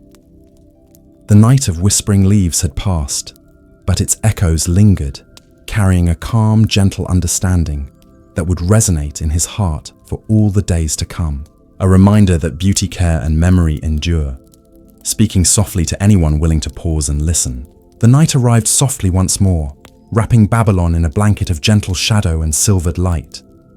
The hanging gardens, bathed in moonlight, glowed with a quiet luminescence that seemed to come not only from the celestial sphere above, but from the gardens themselves, each leaf, flower, and fountain reflecting the pale brilliance with a calm intensity. Nadine walked slowly along the upper terraces, feeling the cool marble beneath his feet, the soft brush of ivy against his arms, and the faint lingering fragrance of jasmine and myrrh drifting through the air. The city below had become silent, save for the occasional murmur of distant water and the faint echo of voices fading into the night. Here, above all, the world seemed to hold its breath, suspended in a tranquil moment of eternity. He paused by one of the central fountains, its waters glinting like liquid silver under the moon. The sound of the falling water mingled with the soft rustle of leaves in the gentle breeze, producing a subtle, hypnotic symphony that seemed to synchronize with the beating of his own heart. Nadine knelt by the fountain, tracing a finger along the cool edge, letting the rhythm of water and wind wash over him. In the moonlight, he noticed details he had never seen during the day: the delicate veins of leaves glowing faintly, the shimmer of tiny droplets clinging to petals, the intricate patterns carved into the marble that seemed almost to dance as the silver light passed over them. The garden, he realized, was alive with quiet movement and reflection, its soul revealed most clearly in the gentle embrace of night. The terraces stretched out before him, cascading layers of greenery and fountains, each level alive with subtle motion. Vines reached skyward, curling toward the moon. Flowers leaned gently toward pools of water, and the sound of a distant fountain carried across the terraces in a soft, melodic whisper. Nadine moved carefully among them, noticing how the moonlight illuminated patterns in the leaves that seemed to shift and shimmer with each gentle gust of wind. He thought of the queen and the builders, the gardeners and the priests, all of whom had shaped these terraces and tended their plants with devotion. The moonlight, he realized, revealed the garden's memory, highlighting the traces of care, reverence, and love embedded in every leaf, every stone, and every drop of water. He approached a secluded alcove where a thick cluster of roses climbed along an archway, their petals glowing faintly in the soft silver light. The fragrance was delicate, yet intoxicating, a blend of earth, bloom, and dew. Nadine reached out to brush the petals lightly with his fingertips, feeling the subtle thrum of life within. As he did, he thought of the hidden chamber and the bronze bowl, imagining that the reflections within the water echoed the same gentle story the moonlight now revealed. The terraces, the fountains, the vines, and the flowers. They were all connected, a living web of memory, light, and devotion.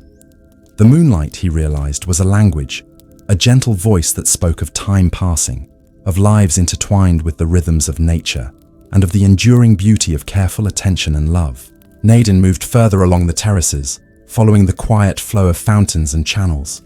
He noticed that some leaves trembled in the night breeze, producing a sound like a whispered sigh, and he felt an immediate sense of recognition, as if the garden itself were acknowledging his presence.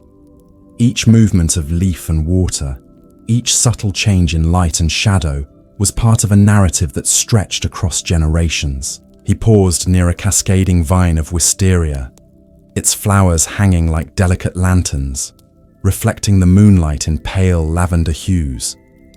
Here, he felt the continuity of the garden most keenly. The hands of gardeners passed, the footsteps of queens and children, the careful placement of stones and channels, all merged with the present in a quiet, harmonious rhythm. The bronze bowl came to mind once more. Nadine had seen the reflections it held during the day, the visions of the queen, the gardeners, and the fountains in their gentle flow.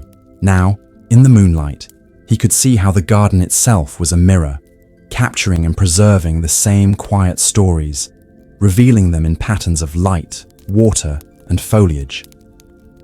The moon acted as a medium, illuminating what had been hidden by day, revealing the subtleties of movement, the gentle echoes of care, and the serene presence of life unfolding with patience and devotion. Each terrace, each fountain, each vine seemed to whisper softly to him, a language of history, memory, and quiet wonder that resonated deep within his heart. He knelt beside a small fountain, where water spilled over a marble basin carved with the faces of lions and eagles.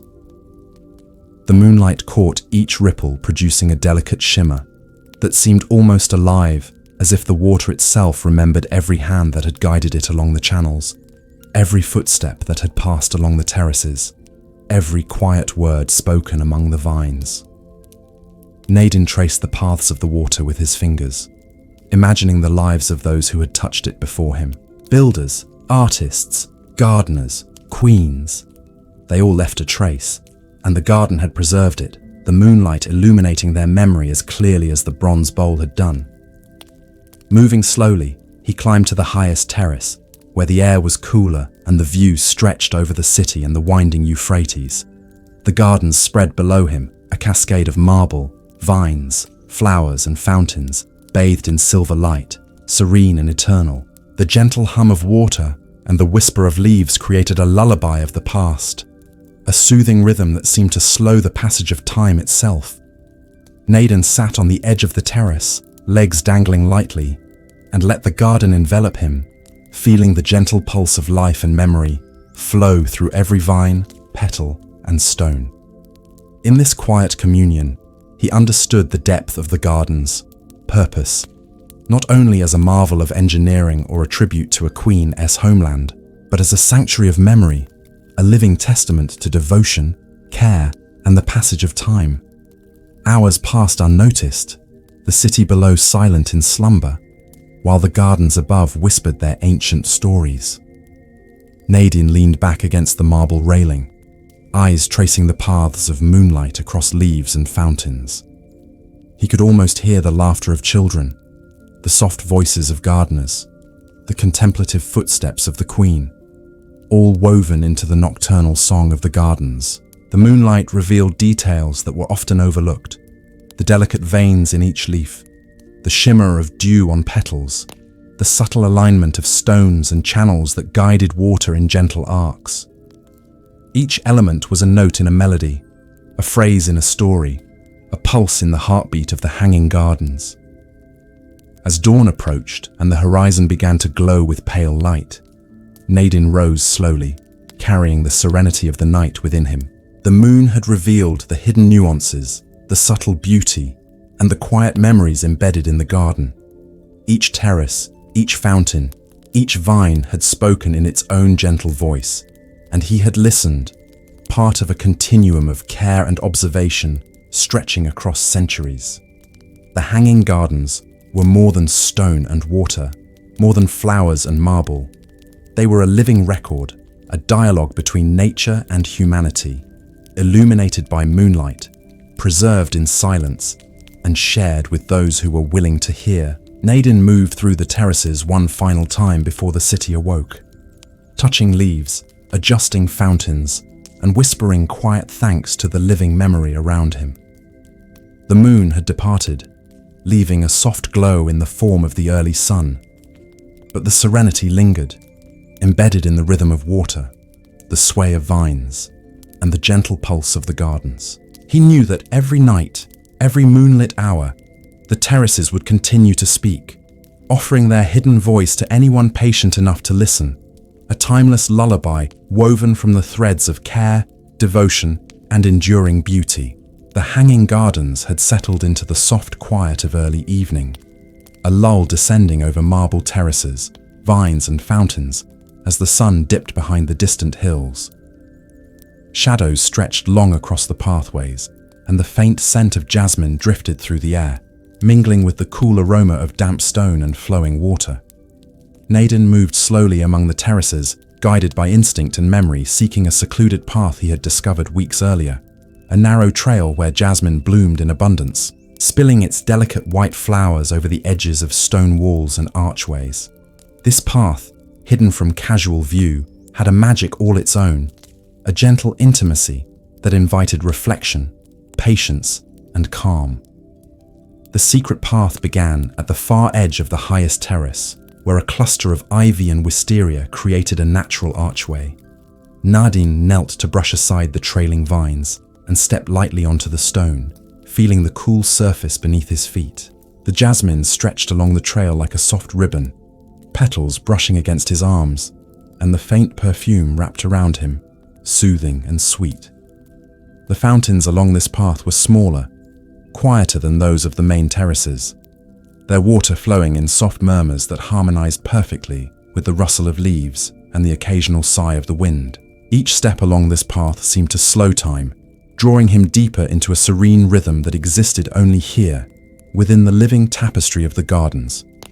He paused at a small fountain carved with the image of a lion, its water spilling gently into a basin where moss and small ferns had taken root.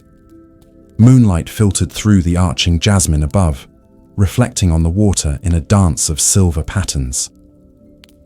Naden traced the ripples with his fingers, feeling the subtle pulse of life within. The bronze bowl came to mind, its reflections echoing the quiet revelations of this secret path. The gardens were speaking to him again, not in words but in gestures, in the sway of petals, in the glimmer of water, in the gentle alignment of stones and leaves. This path was a whisper within a whisper, a hidden layer of memory and devotion preserved for those who sought it with patience and reverence. Naden walked slowly, mindful of each movement, listening to the soft chorus of the night. He noticed a small bird perched on the edge of a fountain, its feathers catching moonlight, its eyes reflecting curiosity and stillness. For a moment he watched the bird, feeling a gentle kinship with the quiet presence of life in the gardens. The vine-covered walls seemed to respond, leaves trembling softly as if acknowledging his awareness. Each flower along the trail had a story. The delicate petals, the subtle curvature of stems, the gentle alignment toward water and light, all revealed the careful hands that had nurtured them, the minds that had designed their placement, and the hearts that had cherished their beauty. The secret path widened slightly as he moved forward, revealing a small alcove where jasmine grew thickly along a trellis, forming a natural canopy overhead. Here, the fragrance was more concentrated, filling the air with a calm sweetness that eased every thought, every tension, every fleeting worry. Naden knelt to examine the blossoms, noting the delicate veins in each petal, the tiny drops of dew clinging to the edges, the subtle variations in color from pure white to cream and pale yellow. It was as though the flowers themselves held memory, absorbing the touch of gardeners' hands, the steps of queens and children, the quiet reverence of those who had walked this path in the centuries past. He thought again of the bronze bowl and the chamber beneath the terraces, realizing that this secret path and the bowl were connected. Both preserved memory in subtle ways, the bowl through reflection, the path through presence, through touch, through the quiet attentiveness of anyone who walked it.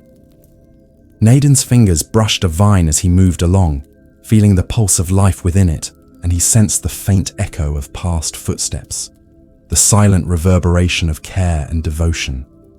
Each flower, each leaf, each ripple in the fountain carried a fragment of history, and he was becoming fluent in this gentle language, reading stories that had been written without words, preserved in living green, flowing water, and stone. Further along, the path turned toward a small pavilion, partially hidden by vines and flowering plants. Marble columns supported a lattice of wood covered in climbing jasmine, and within the pavilion, a small basin collected water from an overhead fountain, producing a soft, continuous murmur. Naden stepped inside and closed his eyes, letting the sound envelop him, letting the scent of jasmine settle deep into his awareness. The gardens spoke here in subtle harmonies, the rustle of leaves, the gentle splash of water, the faint movement of petals in the wind. He could feel the presence of those who had walked here before him, their care and attention absorbed into the living architecture, their reverence becoming part of the quiet, eternal song of the hanging gardens. He walked the length of the pavilion slowly, touching stone, water, and flowers, attuning himself to the rhythm of life.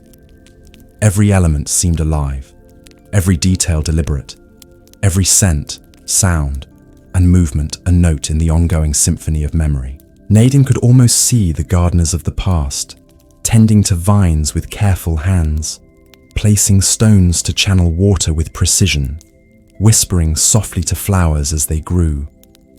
Children had once played along these terraces, their laughter absorbed into the stone and leaves, echoing faintly even now.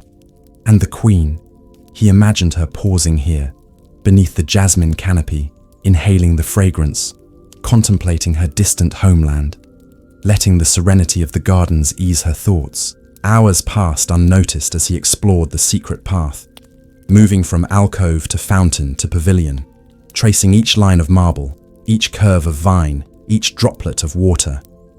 He felt the pulse of centuries in every petal, every leaf, every flowing channel.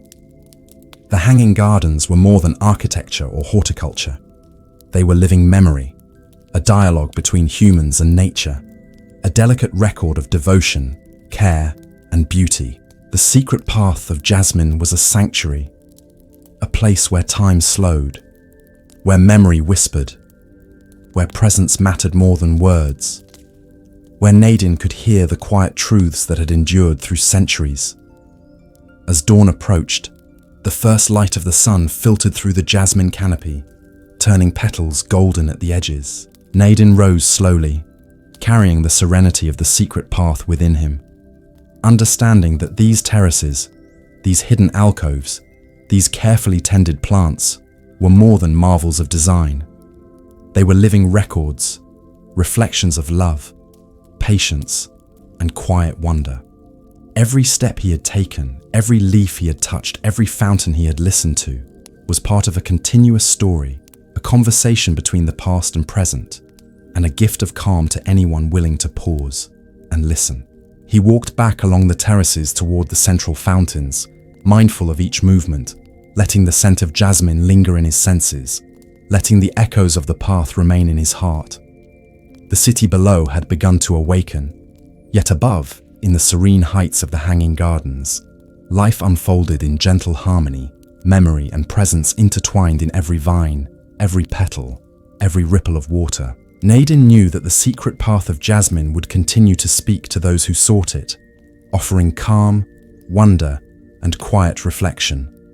And he, a guardian and witness, had become part of its eternal, gentle song. The sun had dipped below the horizon, leaving Babylon bathed in twilight, a soft haze of gold and violet blending with the cool blue shadows of evening. The hanging gardens, perched high above the city streets, seemed to breathe with quiet serenity. Fountains gurgled softly, their waters cascading over marble basins, carrying delicate reflections of the sky, the leaves, and the lingering fragrance of flowers that clung to the terraces. Nadine moved slowly along the upper levels, hands brushing against vines, feet tracing familiar paths worn smooth over years of tending. He carried with him a deep sense of reverence, as if the gardens themselves had drawn him into their ancient rhythm, calling him to listen once more to the secrets held within the gentle flow of water. Tonight, his steps took him to the oldest fountains, nestled within a shaded corner of the terraces, overlooked by most who walked the gardens during the day.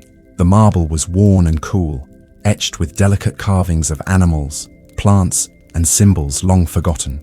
The water poured steadily, spilling into basins lined with moss and ferns, producing a soothing cadence that resonated with the heartbeat of the garden.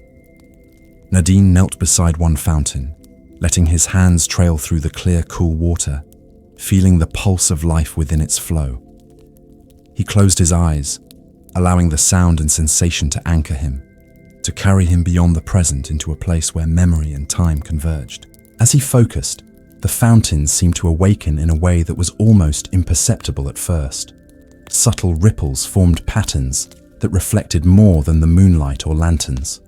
They carried stories, echoes of lives once intertwined with the gardens. Nadine saw fleeting visions of gardeners carefully adjusting the flow of water, children laughing as droplets splashed around their sandals, queens pausing to let the cool spray mist their skin. These were small, intimate moments, easily overlooked, yet preserved within the gentle pulse of fountains.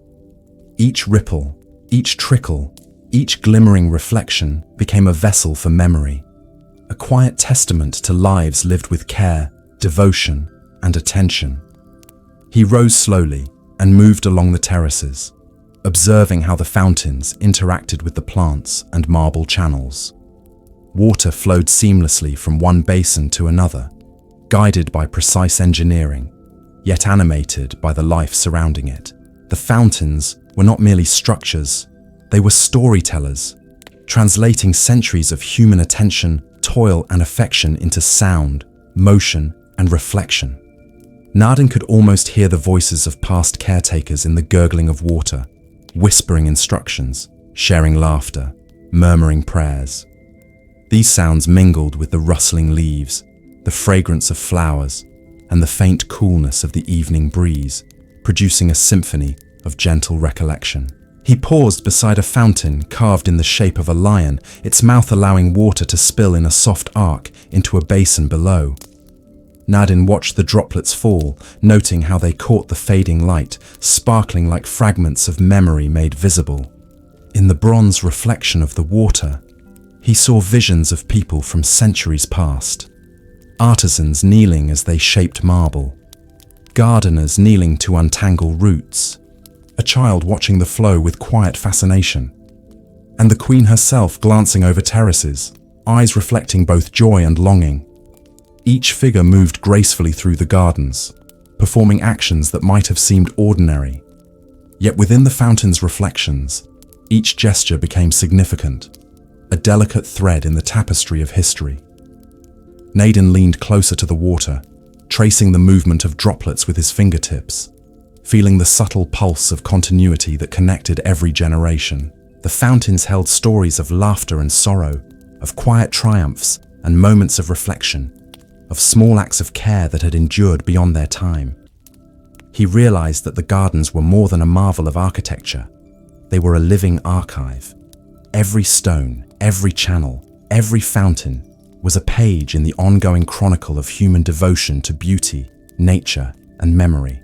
And he, tending the gardens in the present, became both witness and participant, adding his own quiet story to the rhythm of life preserved within the flowing waters.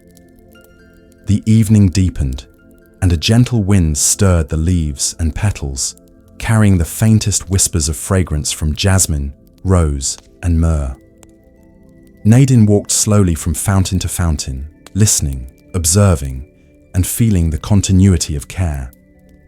Water spilled over marble, creating gentle echoes that traveled across terraces, reaching vines, flowers, and stone alike. The fountains seemed to speak not only of those who had lived centuries before, but also of the enduring life within the gardens themselves.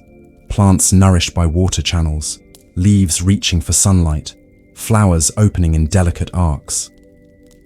The flow of water was the rhythm of memory, and Nadin moved in harmony with it, aware that each step, each touch, each gesture of care was part of this living narrative.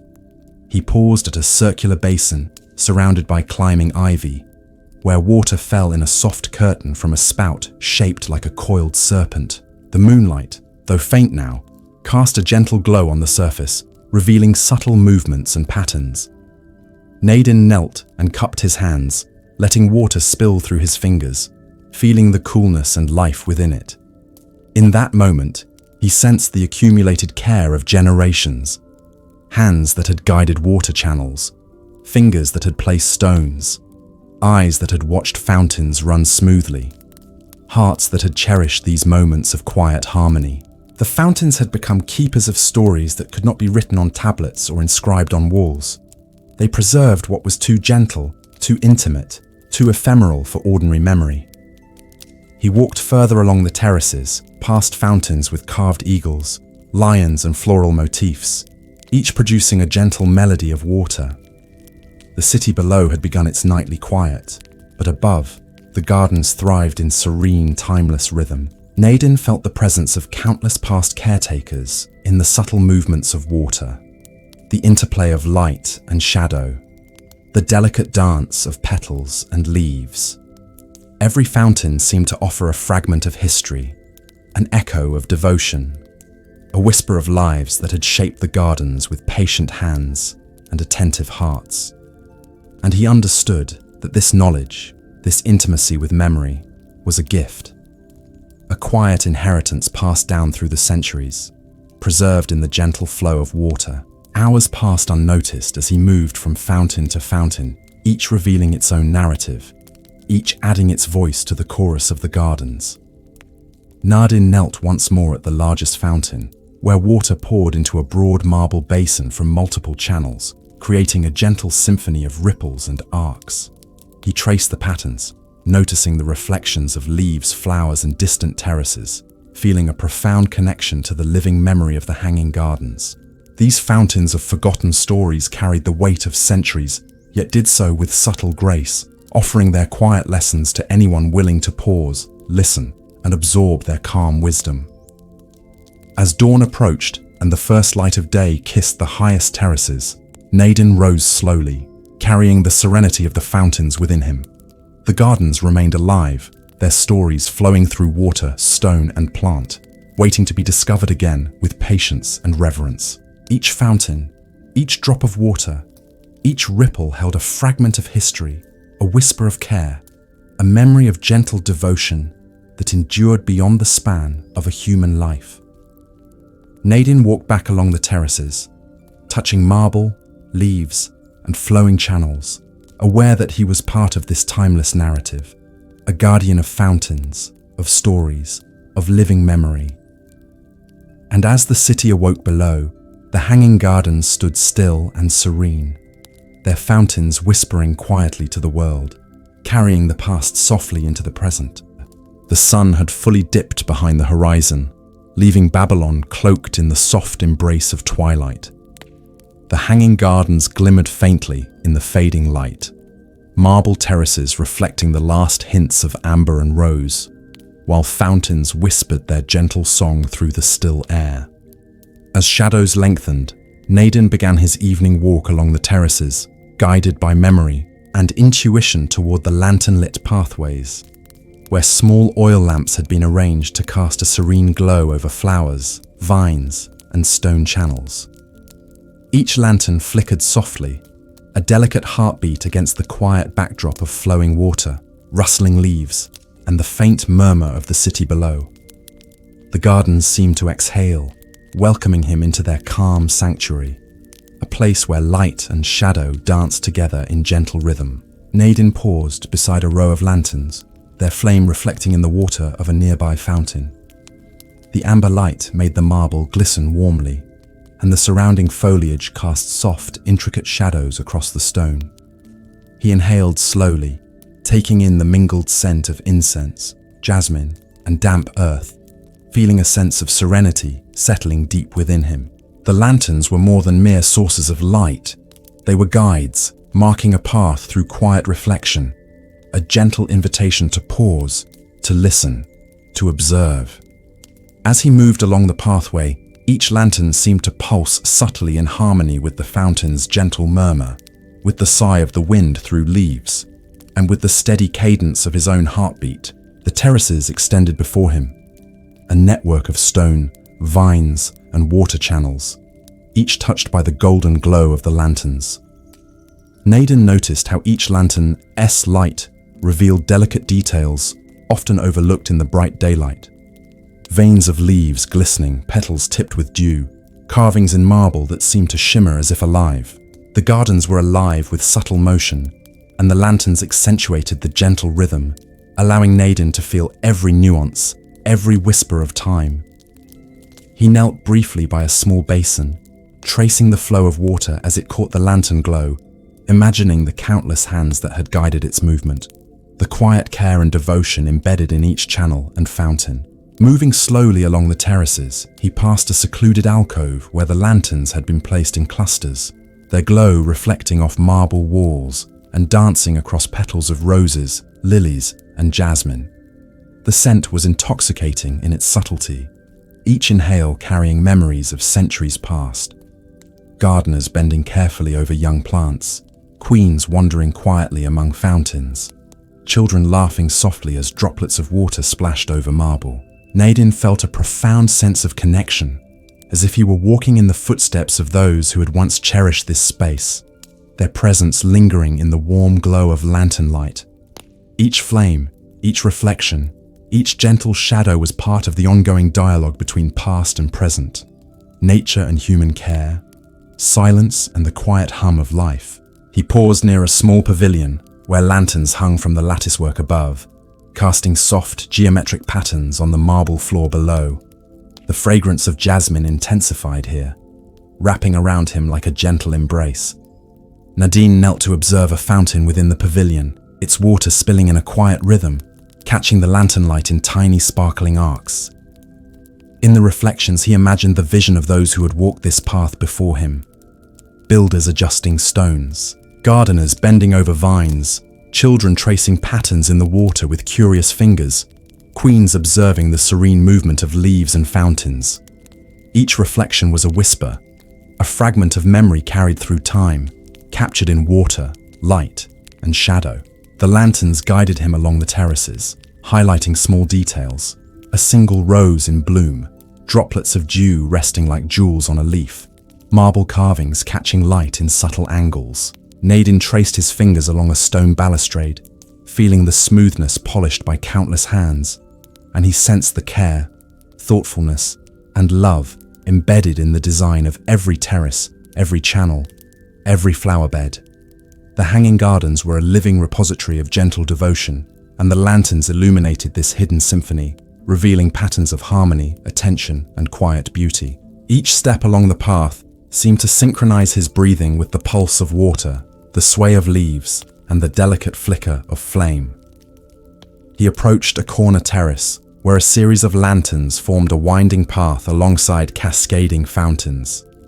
The water shimmered under the golden glow, reflecting not only light, but centuries of careful tending, quiet footsteps, and whispered words. Nadine knelt beside the fountain, cupping water in his hands, feeling the continuity of life flowing through each ripple. The lanterns magnified the subtle beauty, the understated elegance of design and natural harmony, allowing him to see the minutiae of care. Petals carefully pruned, vines trained along arches, stones placed with meticulous precision. Each flickering flame was a reminder that beauty and devotion need not be loud. It could be quiet, subtle, and enduring, preserved in rhythm, scent, and light. He continued along the terraces, passing alcoves where lanterns cast delicate glows over fountains shaped like lions, eagles, and serpents. Each carved figure seemed alive in the golden illumination, shadows and light producing a gentle choreography that echoed centuries of life and memory. Nadine could almost hear the quiet footsteps of gardeners, the careful tilting of vessels to direct water, the soft murmur of children playing, the contemplative pause of a queen enjoying the serenity of her sanctuary. The lanterns captured the intimacy of these moments, creating a calm narrative of everyday life that often went unnoticed, but was preserved in the tender choreography of water, marble, and foliage. Hours passed gently as Nadine moved from terrace to terrace, following the soft glow of lanterns and the subtle symphony of fountains and wind. Each lantern was a guide, a storyteller, a keeper of calm. Each flame illuminated the delicate interplay between human care and natural beauty, between reflection and observation, between past and present. He paused one final time on the highest terrace, looking over the gardens beneath him, lanterns flickering softly like constellations among marble and foliage. The city below had quieted for the night, but above, the gardens thrummed with gentle life, carrying the whispers of memory, devotion, and beauty into the serene evening. As dawn's first pale light approached, Nadine rose slowly, carrying the calm, luminous serenity of the lantern-lit terraces within him. He knew that the hanging gardens, with their fountains, vines, flowers, and lanterns, were more than marvels of construction or horticulture. They were living testimonies of care, patience, and quiet wonder. The lanterns of evening calm would continue to shine, guiding anyone willing to pause, listen, and reflect, preserving the legacy of countless hands and hearts, illuminating the ongoing story of life intertwined with beauty, devotion, and gentle presence. The hanging gardens had entered a state of hushed tranquility as twilight deepened into night. The marble terraces and flowing fountains bathed in soft shadows and the faint glow of lanterns. Nadine wandered slowly along the uppermost levels, guided by memory and the subtle fragrance of blooming flowers. His eyes traced the arches and trellises, where vines twisted gracefully toward the sky, leaves trembling slightly in the evening breeze. These were no ordinary vines. They seemed to carry the echoes of centuries, a gentle murmur in every rustle, a quiet whisper in every brush against stone. Naden often felt that if he listened closely, these vines spoke in a language of patience, care, and the slow passage of time, conveying stories that no words could capture. The path he chose was lined with dense ivy and flowering creepers, their leaves catching lantern light and moonlight in a delicate dance of shadow and reflection. The air was thick with the fragrance of jasmine honeysuckle and the subtle sweetness of roses, a mixture so calming that each breath seemed to slow his thoughts, allowing him to attune more closely to the rhythm of the gardens. Naden ran his fingers along the twisting stems, feeling their firmness and vitality, sensing the pulse of life that flowed through them from roots hidden deep in the soil below to tendrils stretching skyward. Every leaf, every curling vine seemed deliberate, as though the gardens themselves had orchestrated each movement, each alignment, to convey a quiet, almost meditative harmony. He paused beneath a trellis, heavy with wisteria, violet flowers dangling like delicate lanterns. The vines here seemed almost sentient, their leaves quivering slightly in response to the faintest breeze, their movement producing a soft, whispering symphony that harmonized with the murmur of nearby fountains. Naden crouched and listened, realizing that these whispers were the echoes of gardeners past, their hands shaping the growth of each tendril, their quiet voices offering encouragement, instruction, or sometimes gentle admonishment to maintain balance and beauty.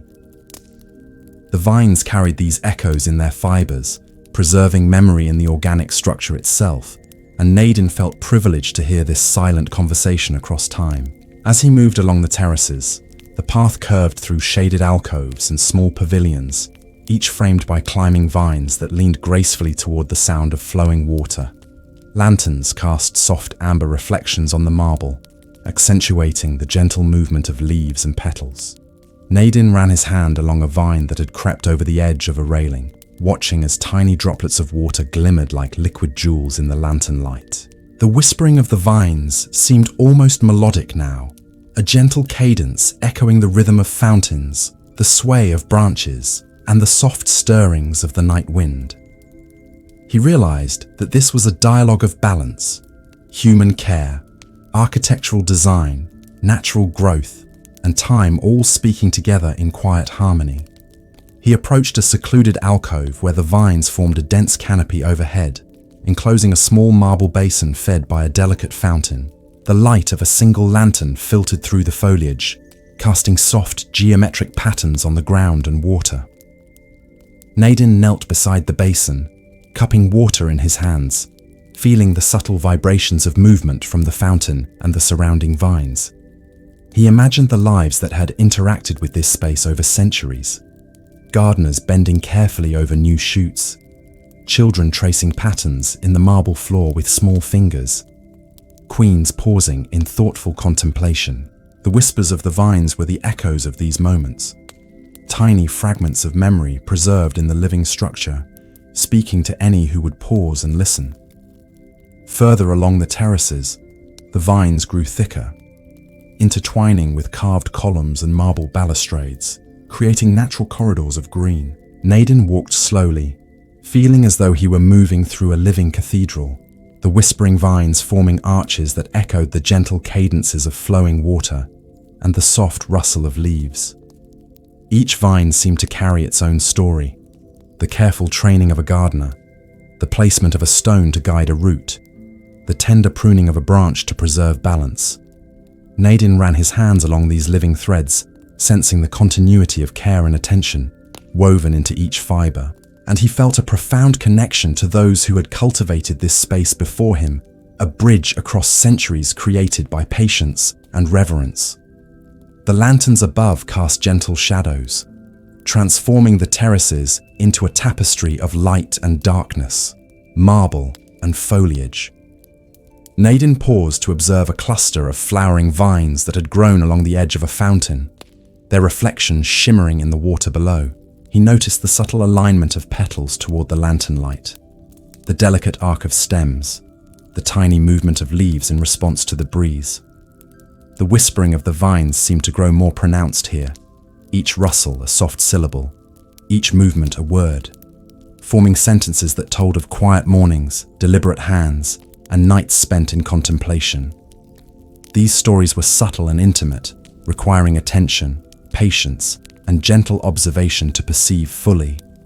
As he continued, Naden entered a section of terraces where the vines grew so thickly that the path felt enclosed, private, almost sacred.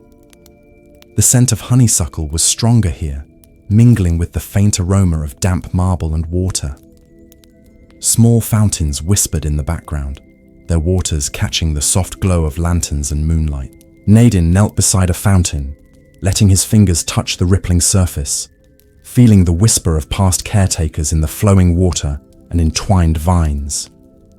Each leaf, each tendril, each droplet was a carrier of history, a testament to the continuity of care, a gentle reminder that the gardens were not only a marvel of human design, but also a living repository of patience, devotion, and memory. Hours passed like minutes as Naden followed the whispers, moving carefully from alcove to pavilion, fountain to trellis, listening to the subtle music of the vines, water, and night wind. He felt the accumulated presence of centuries in every gentle sway of a branch, every rustle of leaves, every glimmer of light on marble and water. The hanging gardens were more than stone, water, and flora. They were living witnesses, preserving the quiet actions, thoughts, and care of generations. The whispering vines spoke not in loud proclamations, but in subtle, enduring messages, inviting any who would walk their paths with mindfulness to become part of the ongoing narrative. As dawn approached, the first hints of light touched the highest terraces, and Naden rose slowly, carrying the serenity of the whispering vines within him. He walked along the paths one final time, touching leaves, tracing marble, letting the fragrance and movement guide him. The gardens remained alive with memory. Every vine, every fountain, every stone a story, a whisper of care, a fragment of history, preserved for those willing to pause and listen. Naden understood that the hanging gardens were not only a sanctuary of beauty, but a living dialogue between generations, a testament to patience, attention, and the enduring power of quiet devotion. As the city below awakened, the terraces held their whispers, awaiting the next attentive presence to hear them. The morning light was soft and pale as it filtered through the hanging gardens, casting long, delicate shadows across the terraces. Naden walked slowly along the upper levels, listening to the subtle symphony of fountains, vines, and rustling leaves. Each marble surface he touched seemed to hum with history, every stone polished smooth by countless hands over generations. The gardens, alive with movement and fragrance, offered not only beauty, but a record of human care and intention, a tapestry of memory captured in stone, water, and flora. Naden paused to listen, realizing that the marble itself carried echoes, tiny vibrations of footsteps, whispers, and laughter preserved within its substance, subtle, yet enduring. He moved along a long terrace where fountains lined the edges, their waters spilling into marble basins carved with delicate reliefs of animals, plants, and mythical creatures. The sound of water flowing over stone produced a gentle resonance, harmonizing with the faint stirrings of the wind through climbing vines. Naden placed a hand on the marble edge of one fountain, closing his eyes and letting the vibrations travel through his fingers. He could feel the past converging with the present, children leaning over basins to trace patterns, gardeners adjusting channels, queens pausing to admire the symmetry of terraces and fountains. The marble seemed to absorb every detail, every motion, preserving it as a quiet echo that would resonate long after the original moment had passed. Further along, Naden reached a pavilion supported by columns intricately carved with floral motifs. Marble steps led up to the platform, worn smooth by centuries of footsteps, each imprint a silent testament to the lives that had moved here before him. The fountain at the pavilion's center murmured gently, and the light of early morning lanterns flickered faintly in the still shadows. Naden knelt beside the basin, cupping the water in his hands, and as he did, he imagined the countless hands that had guided its flow, the careful placement of stones, the whispered instructions and soft laughter that had echoed here over time. Every vibration, every ripple, seemed to carry these echoes into the present, subtle and yet profoundly tangible. The terraces curved gently, forming a labyrinth of stone, water channels, and plantings. Naden followed a narrow passage flanked by marble balustrades and flowering vines, noticing how the sunlight played across the carved surfaces. Reliefs of lions, birds, and serpents caught the light at different angles, their forms enhanced by shadow and reflection. He traced the carvings with his fingertips, feeling the smooth contours, and imagining the artisans who had shaped them so carefully. Each mark in the stone was a note in a silent melody, a record of precision, skill, and reverence.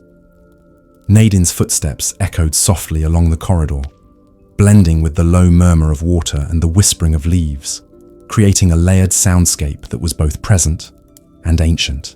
He paused at a small alcove where a marble bench sat beneath an arch of flowering vines. The fountain nearby trickled in gentle arcs, droplets catching sunlight and scattering tiny rainbows across the marble. Naden sat quietly, letting the echoes of the space envelop him. He imagined the moments that had unfolded here over centuries. Gardeners adjusting vine growth, children leaning over the bench to watch water dance, visitors pausing to rest, reflect, and breathe in the fragrance of flowers. Each of these actions left subtle vibrations in the marble, captured and held like a memory, imperceptible to most but clear to those who slowed their pace and tuned their senses to the quiet hum of the gardens. As he continued, Naden passed terraces adorned with marble fountains shaped like mythical creatures, each carefully designed to direct water in intricate patterns. The water flowed over smooth stone, producing a gentle resonance that carried faint echoes of voices, laughter, and movement from the past. Naden knelt beside one fountain, placing a hand against the marble, feeling the pulse of history beneath his palm. The echoes were subtle, like the faintest vibration in a deep cavern, yet they carried the weight of centuries, the dedication of gardeners, the curiosity of children, the contemplative pauses of queens, and the quiet footsteps of visitors who had long since disappeared. The marble preserved these moments, offering them silently to anyone willing to notice. The terraces extended into shaded areas where marble walls framed alcoves filled with fountains and carefully arranged plants. Naden walked slowly, touching the carved surfaces, inhaling the mingled scent of flowers, stone, and water. He realized that the gardens themselves were orchestrated to amplify these echoes, with every surface, angle, and curve designed to carry subtle vibrations through space. The marble did not speak in words, but it resonated with memory, intention, and care. Each step along the terraces allowed Naden to feel the continuity of life that had unfolded here, a delicate thread connecting past and present, individual and collective. Human and natural hours passed as he moved through the gardens, exploring alcoves, pavilions, and terraces. He noticed how the water channels had been carefully engineered to produce harmonious sounds as water flowed over marble, creating a gentle symphony that blended with the rustling leaves and the faint calls of birds. Naden's movements were deliberate and slow, each gesture an acknowledgement of the echoes embedded in stone and water. He paused to observe the patterns formed by sunlight on the marble, the gentle sway of vines, and the reflections in the fountains, feeling the profound intimacy of a space that preserved so much of human care and intention without ever uttering a single word. Finally, he reached the highest terrace, where the marble balustrade offered a sweeping view of the city below. Fountains and flowering terraces stretched in intricate patterns, their echoes blending into a soft, continuous resonance that carried the weight of centuries. Naden placed both hands on the smooth marble, closing his eyes and letting the vibrations travel through him.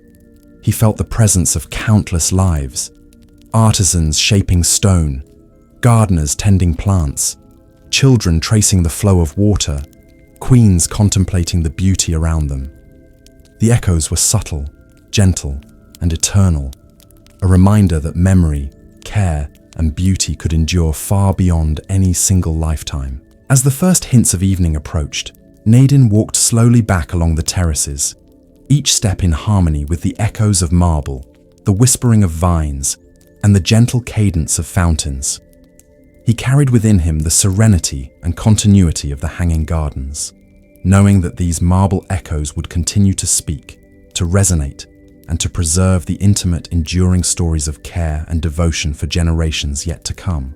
The gardens, alive with water, stone, and flora, remained a sanctuary, a living archive, and a gentle reminder of the quiet, persistent beauty that humans could create when patience, reverence, and attention guided their hands and hearts. Night had fully descended upon Babylon, and the hanging gardens were transformed into a sanctuary of soft shadows, gentle rustling leaves, and the quiet murmur of fountains. The sky above stretched into deep indigo, sprinkled with countless stars whose light shimmered faintly, reflecting in the pools and channels of water that crisscrossed the terraces. Nadine moved slowly along the upper paths, where lanterns flickered softly, guiding him through arcs of vines and clusters of flowers. The fragrance of jasmine, honeysuckle, and roses mingled with the cool night air, creating a delicate, almost hypnotic scent that seemed to settle deep in his chest, calming both body and mind. The gardens felt alive in this twilight, not in loud motion or vibrant noise, but in subtle rhythms, whispers, and glimmers that carried centuries of care and attention. The upper terraces were draped with flowering vines, their petals softly illuminated by lantern light and the glow of the moon. Some flowers had begun to shed their delicate petals in the cool night air, and Nadine watched as they floated gracefully down toward marble fountains, landing gently on the water's surface. Each petal became a miniature boat, carried in tiny arcs by the flowing channels, their movement rhythmic and serene.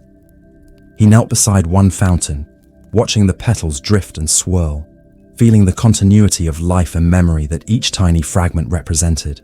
He imagined the hands that had tended the plants, adjusting vines, pruning leaves, and arranging flowers, each action preserved in the gentle dance of petals and water.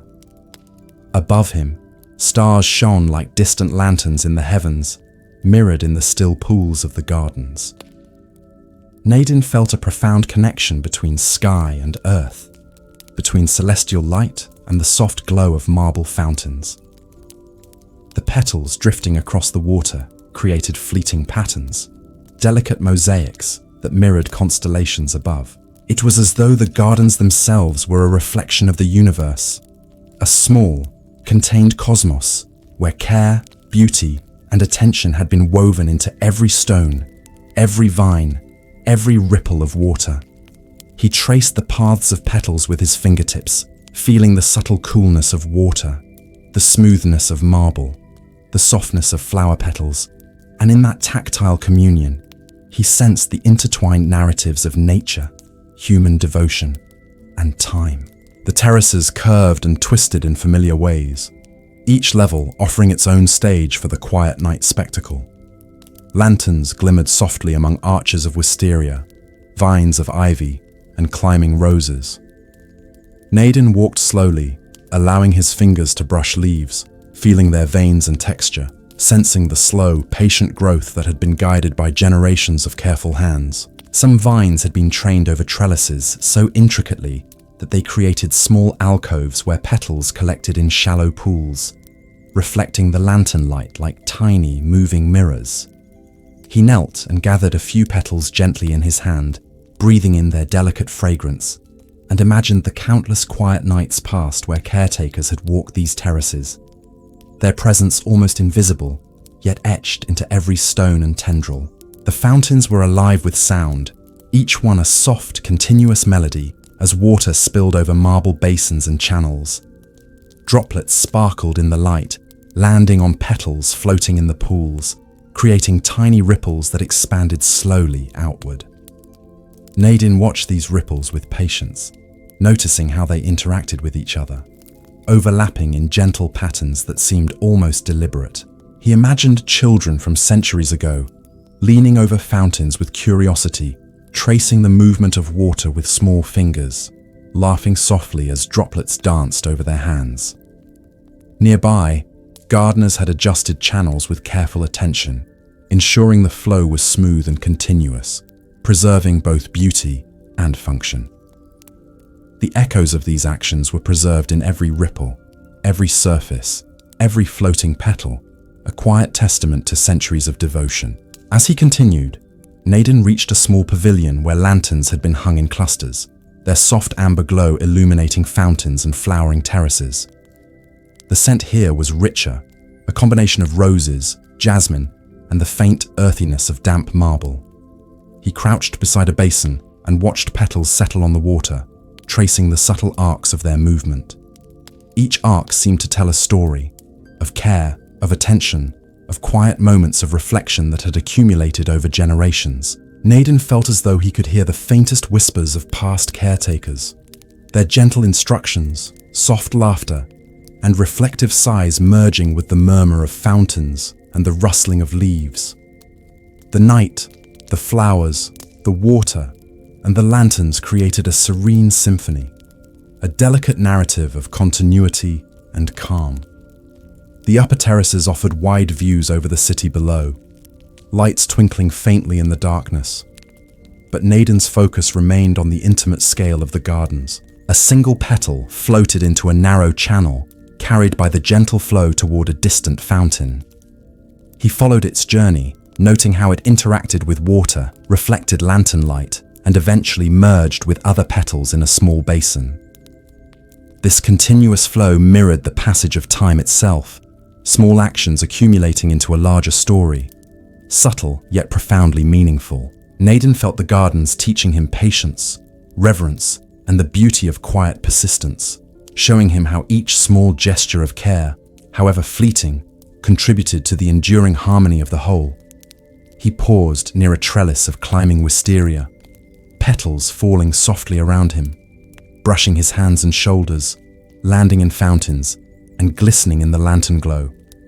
The air was filled with a soft perfume, the faint hum of water, and the whisper of leaves. Nadine traced the path of the petals with his eyes, imagining generations of hands that had guided the growth of each vine, arranged each flower, and maintained the precise alignment of water channels.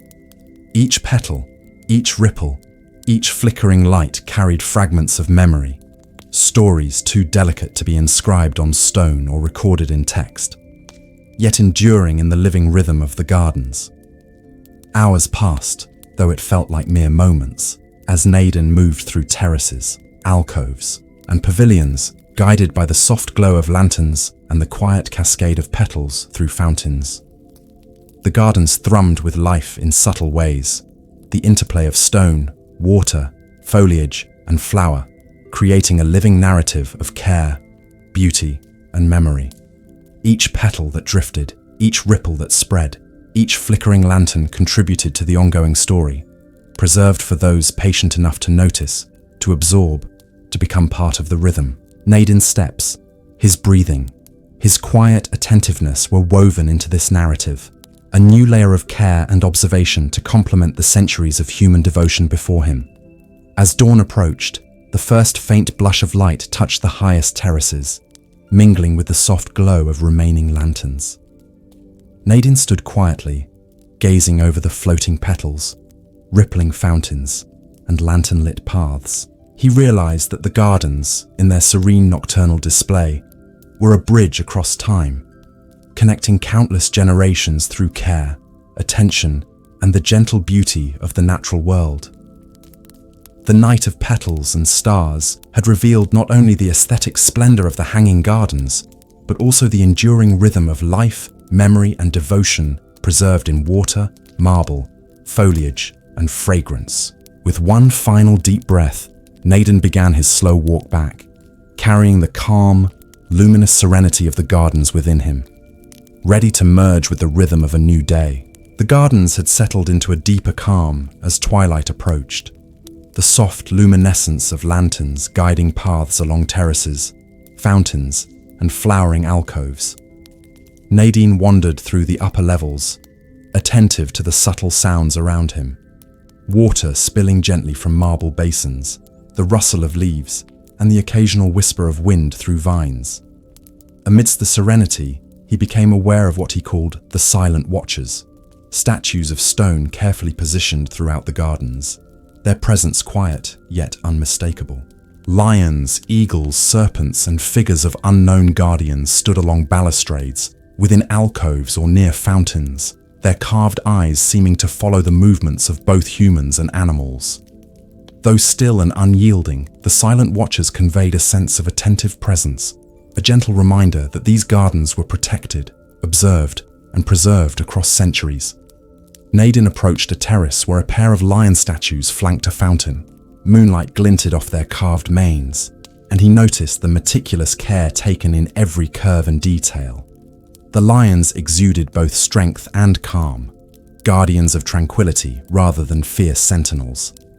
Their marble surfaces were smooth from centuries of hands brushing against them, whether by children curious to feel the texture, caretakers polishing stone, or visitors pausing to admire the work. He imagined countless nights when these lions had witnessed silent rituals, the subtle tending of plants, the gentle adjustment of water channels, and quiet meditation in the cool evening air. As he continued along the terraces, Nadine passed columns and alcoves adorned with human figures, their eyes carved in quiet vigilance. Some represented artisans, gardeners, or attendants, frozen in poses of care and attentiveness, each hand and gesture immortalized in stone. He ran his fingers lightly along the surfaces, feeling the textures of robes, curls of hair, and the intricate patterns on garments. In the soft glow of lanterns, each figure seemed almost alive, their presence amplifying the tranquility of the gardens. They did not intimidate or demand attention. Instead, they invited observation, reflection, and connection. Nadine felt a strange kinship with these silent watchers, as if they too were participants in the ongoing rhythm of the hanging gardens, bridging past and present through their enduring gaze. The fountains nearby gurgled in harmony with the whispers of vines and the occasional clatter of small animals moving through the foliage. Nadine paused at a pavilion framed by wisteria and ivy, where a row of statues stood quietly, eyes turned toward the water. Their forms were so lifelike that he could almost imagine the faintest movement, a gentle shift in response to wind or water. Lantern light played across their surfaces, casting intricate shadows that merged with the surrounding foliage, creating a delicate interplay of light and dark. Nadine closed his eyes, letting the sounds of water and leaves blend with the silent presence of the statues. He imagined the countless humans who had passed through these spaces over centuries, their actions preserved in the echoes of marble and the attentiveness of these stone observers. On the next terrace, Nadine encountered a cluster of statues depicting animals entwined with flowing vines. Serpents coiled gracefully around columns, eagles perched with wings partially extended, and smaller creatures nestled within foliage. Each figure, carved in marble, seemed to embody the harmony between living and non-living, between human intention and natural design. Nadine knelt to observe the water trickling through a nearby channel, reflecting lantern light onto the statue's surfaces. Tiny droplets sparkled on serpentine scales, on feathers, and along vines, producing a delicate prism of light and shadow. He felt as though the silent watchers were narrating an unspoken history, a history of care, observation, and devotion, quietly preserved in stone and water for anyone willing to notice. He wandered further into alcoves lined with statues of attendants and caretakers, each frozen in the act of tending a flower, adjusting a water channel, or guiding a vine along a trellis. Their expressions were calm, almost meditative, mirroring the serenity of the gardens themselves. Nadine imagined the lives these figures represented, humble, devoted, and attentive, each action performed with purpose and mindfulness. Lantern light shimmered across marble robes, hair, and hands, highlighting the meticulous craftsmanship of artisans who had immortalized such quiet devotion. The statues were not merely ornamental, they were storytellers, conveying centuries of human thought, care, and quiet presence. The silent watchers seemed to respond subtly to his movements.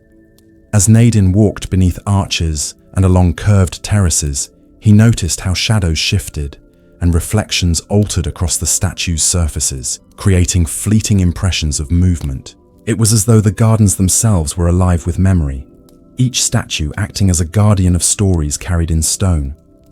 Nadine paused beside a marble eagle, wings partially unfurled, head tilted in attentive observation. He imagined countless nights when caretakers had rested nearby, tending fountains and vines. Children had played quietly, and queens had wandered thoughtfully through these terraces. Each interaction, subtle and fleeting, was preserved in marble, a silent echo captured for eternity. Further along, he found a secluded alcove where statues of serpents intertwined with vines seemed almost animated in the soft lantern glow. The marble was smooth and cool to the touch, the intricate carvings catching the light in ways that emphasized curves, textures, and movement. Nadine crouched beside a fountain, observing petals drifting in water channels that reflected both lanterns and statues. The interplay of light, water, and marble created a living tableau, each element reinforcing the sense of quiet guardianship, continuity, and serenity. He realized that the silent watchers were not only protectors, but also participants in the gentle narrative of the gardens, blending human artistry with the rhythms of nature. Hours passed as Nadine moved along terraces, pavilions, and alcoves, each step guided by lantern light and the soft chorus of water, wind, and rustling leaves. The silent watchers remained steadfast, their marble eyes conveying calm vigilance, their presence amplifying the subtle harmonies of the gardens. Nadine placed his hand lightly on the base of a lion statue, feeling the cool solidity of the stone and sensing the centuries of quiet observation embedded within. He understood that these statues were more than decoration. They were memory, presence, and continuity given form. Each step, each glance, each gentle pause became part of the ongoing story of attentive care and serene beauty. Finally, he ascended to the highest terrace, where lanterns lined the edges, fountains trickled in rhythmic harmony, and statues of various creatures and attendants looked outward over the city below. Nadine paused, taking in the panorama, feeling the continuity of generations reflected in stone, water, and foliage. The silent watchers seemed to stand as a bridge between time, preserving the acts of care, attention, and reflection that had shaped the hanging gardens across centuries. He took a deep breath, letting the serene presence of these statues settle into his mind, a quiet reassurance that the garden's beauty, history, and calm were guarded, preserved, and ready to welcome anyone willing to pause, reflect, and listen. As the first hint of dawn began to touch the highest terraces, Nadine turned, slowly walking back through alcoves, pavilions, and terraces, with the knowledge that the silent watchers would continue to observe their presence, enduring beyond the fleeting hours of any single night. Marble, water, foliage, and light had merged to create a living testament to patience, devotion, and quiet care. Each statue, each ripple of water, each rustle of leaves preserved a fragment of history, awaiting the next attentive soul to recognize the continuity, harmony, and gentle beauty that the hanging gardens offered night after night. The city below had settled into a quiet hum, the soft glow of lanterns flickering in the streets and homes of Babylon, while the hanging gardens remained a sanctuary of stillness, fragrance, and delicate sound. Nadine walked slowly along the highest terraces, feeling the cool marble beneath his fingers and the gentle movement of vines brushing against his arms. The night had deepened into a serene stillness, punctuated only by the murmuring of fountains, the whisper of leaves in the evening breeze, and the occasional flutter of petals drifting from flowering branches. Each element seemed to pulse with the memory of centuries, carrying the essence of human care, devotion, and attentive presence across the expanse of time. As he wandered, Naden contemplated the continuity of the hanging gardens. Every vine, every leaf, every carved marble statue acted as a vessel for memory, capturing the hands that had nurtured, the eyes that had observed, and the quiet moments that had passed beneath the sun and moon. Lantern light shimmered across fountains and terraces, reflecting in the gentle arcs of flowing water, illuminating petals that floated like fragile boats across still pools. Each petal seemed to carry a fragment of history, a child's laughter from centuries past, the careful pruning of a gardener, the contemplative pause of a queen admiring her city from above. These fragments, small yet enduring, wove together a tapestry of memory that made the gardens far more than an architectural marvel. They were living witnesses to human devotion and gentle artistry. Naden paused beside a marble balustrade, looking out over terraces filled with flowering vines and softly trickling fountains. The gardens spread before him like a delicate mosaic of light, water, and flora, each element harmonizing with the others in an almost musical rhythm. The vines whispered softly as the wind passed through them, carrying faint echoes of caretakers' voices, footsteps, and whispered instructions. Even the statues seemed to exhale their presence into the night, their carved eyes reflecting centuries of vigilance and quiet observation.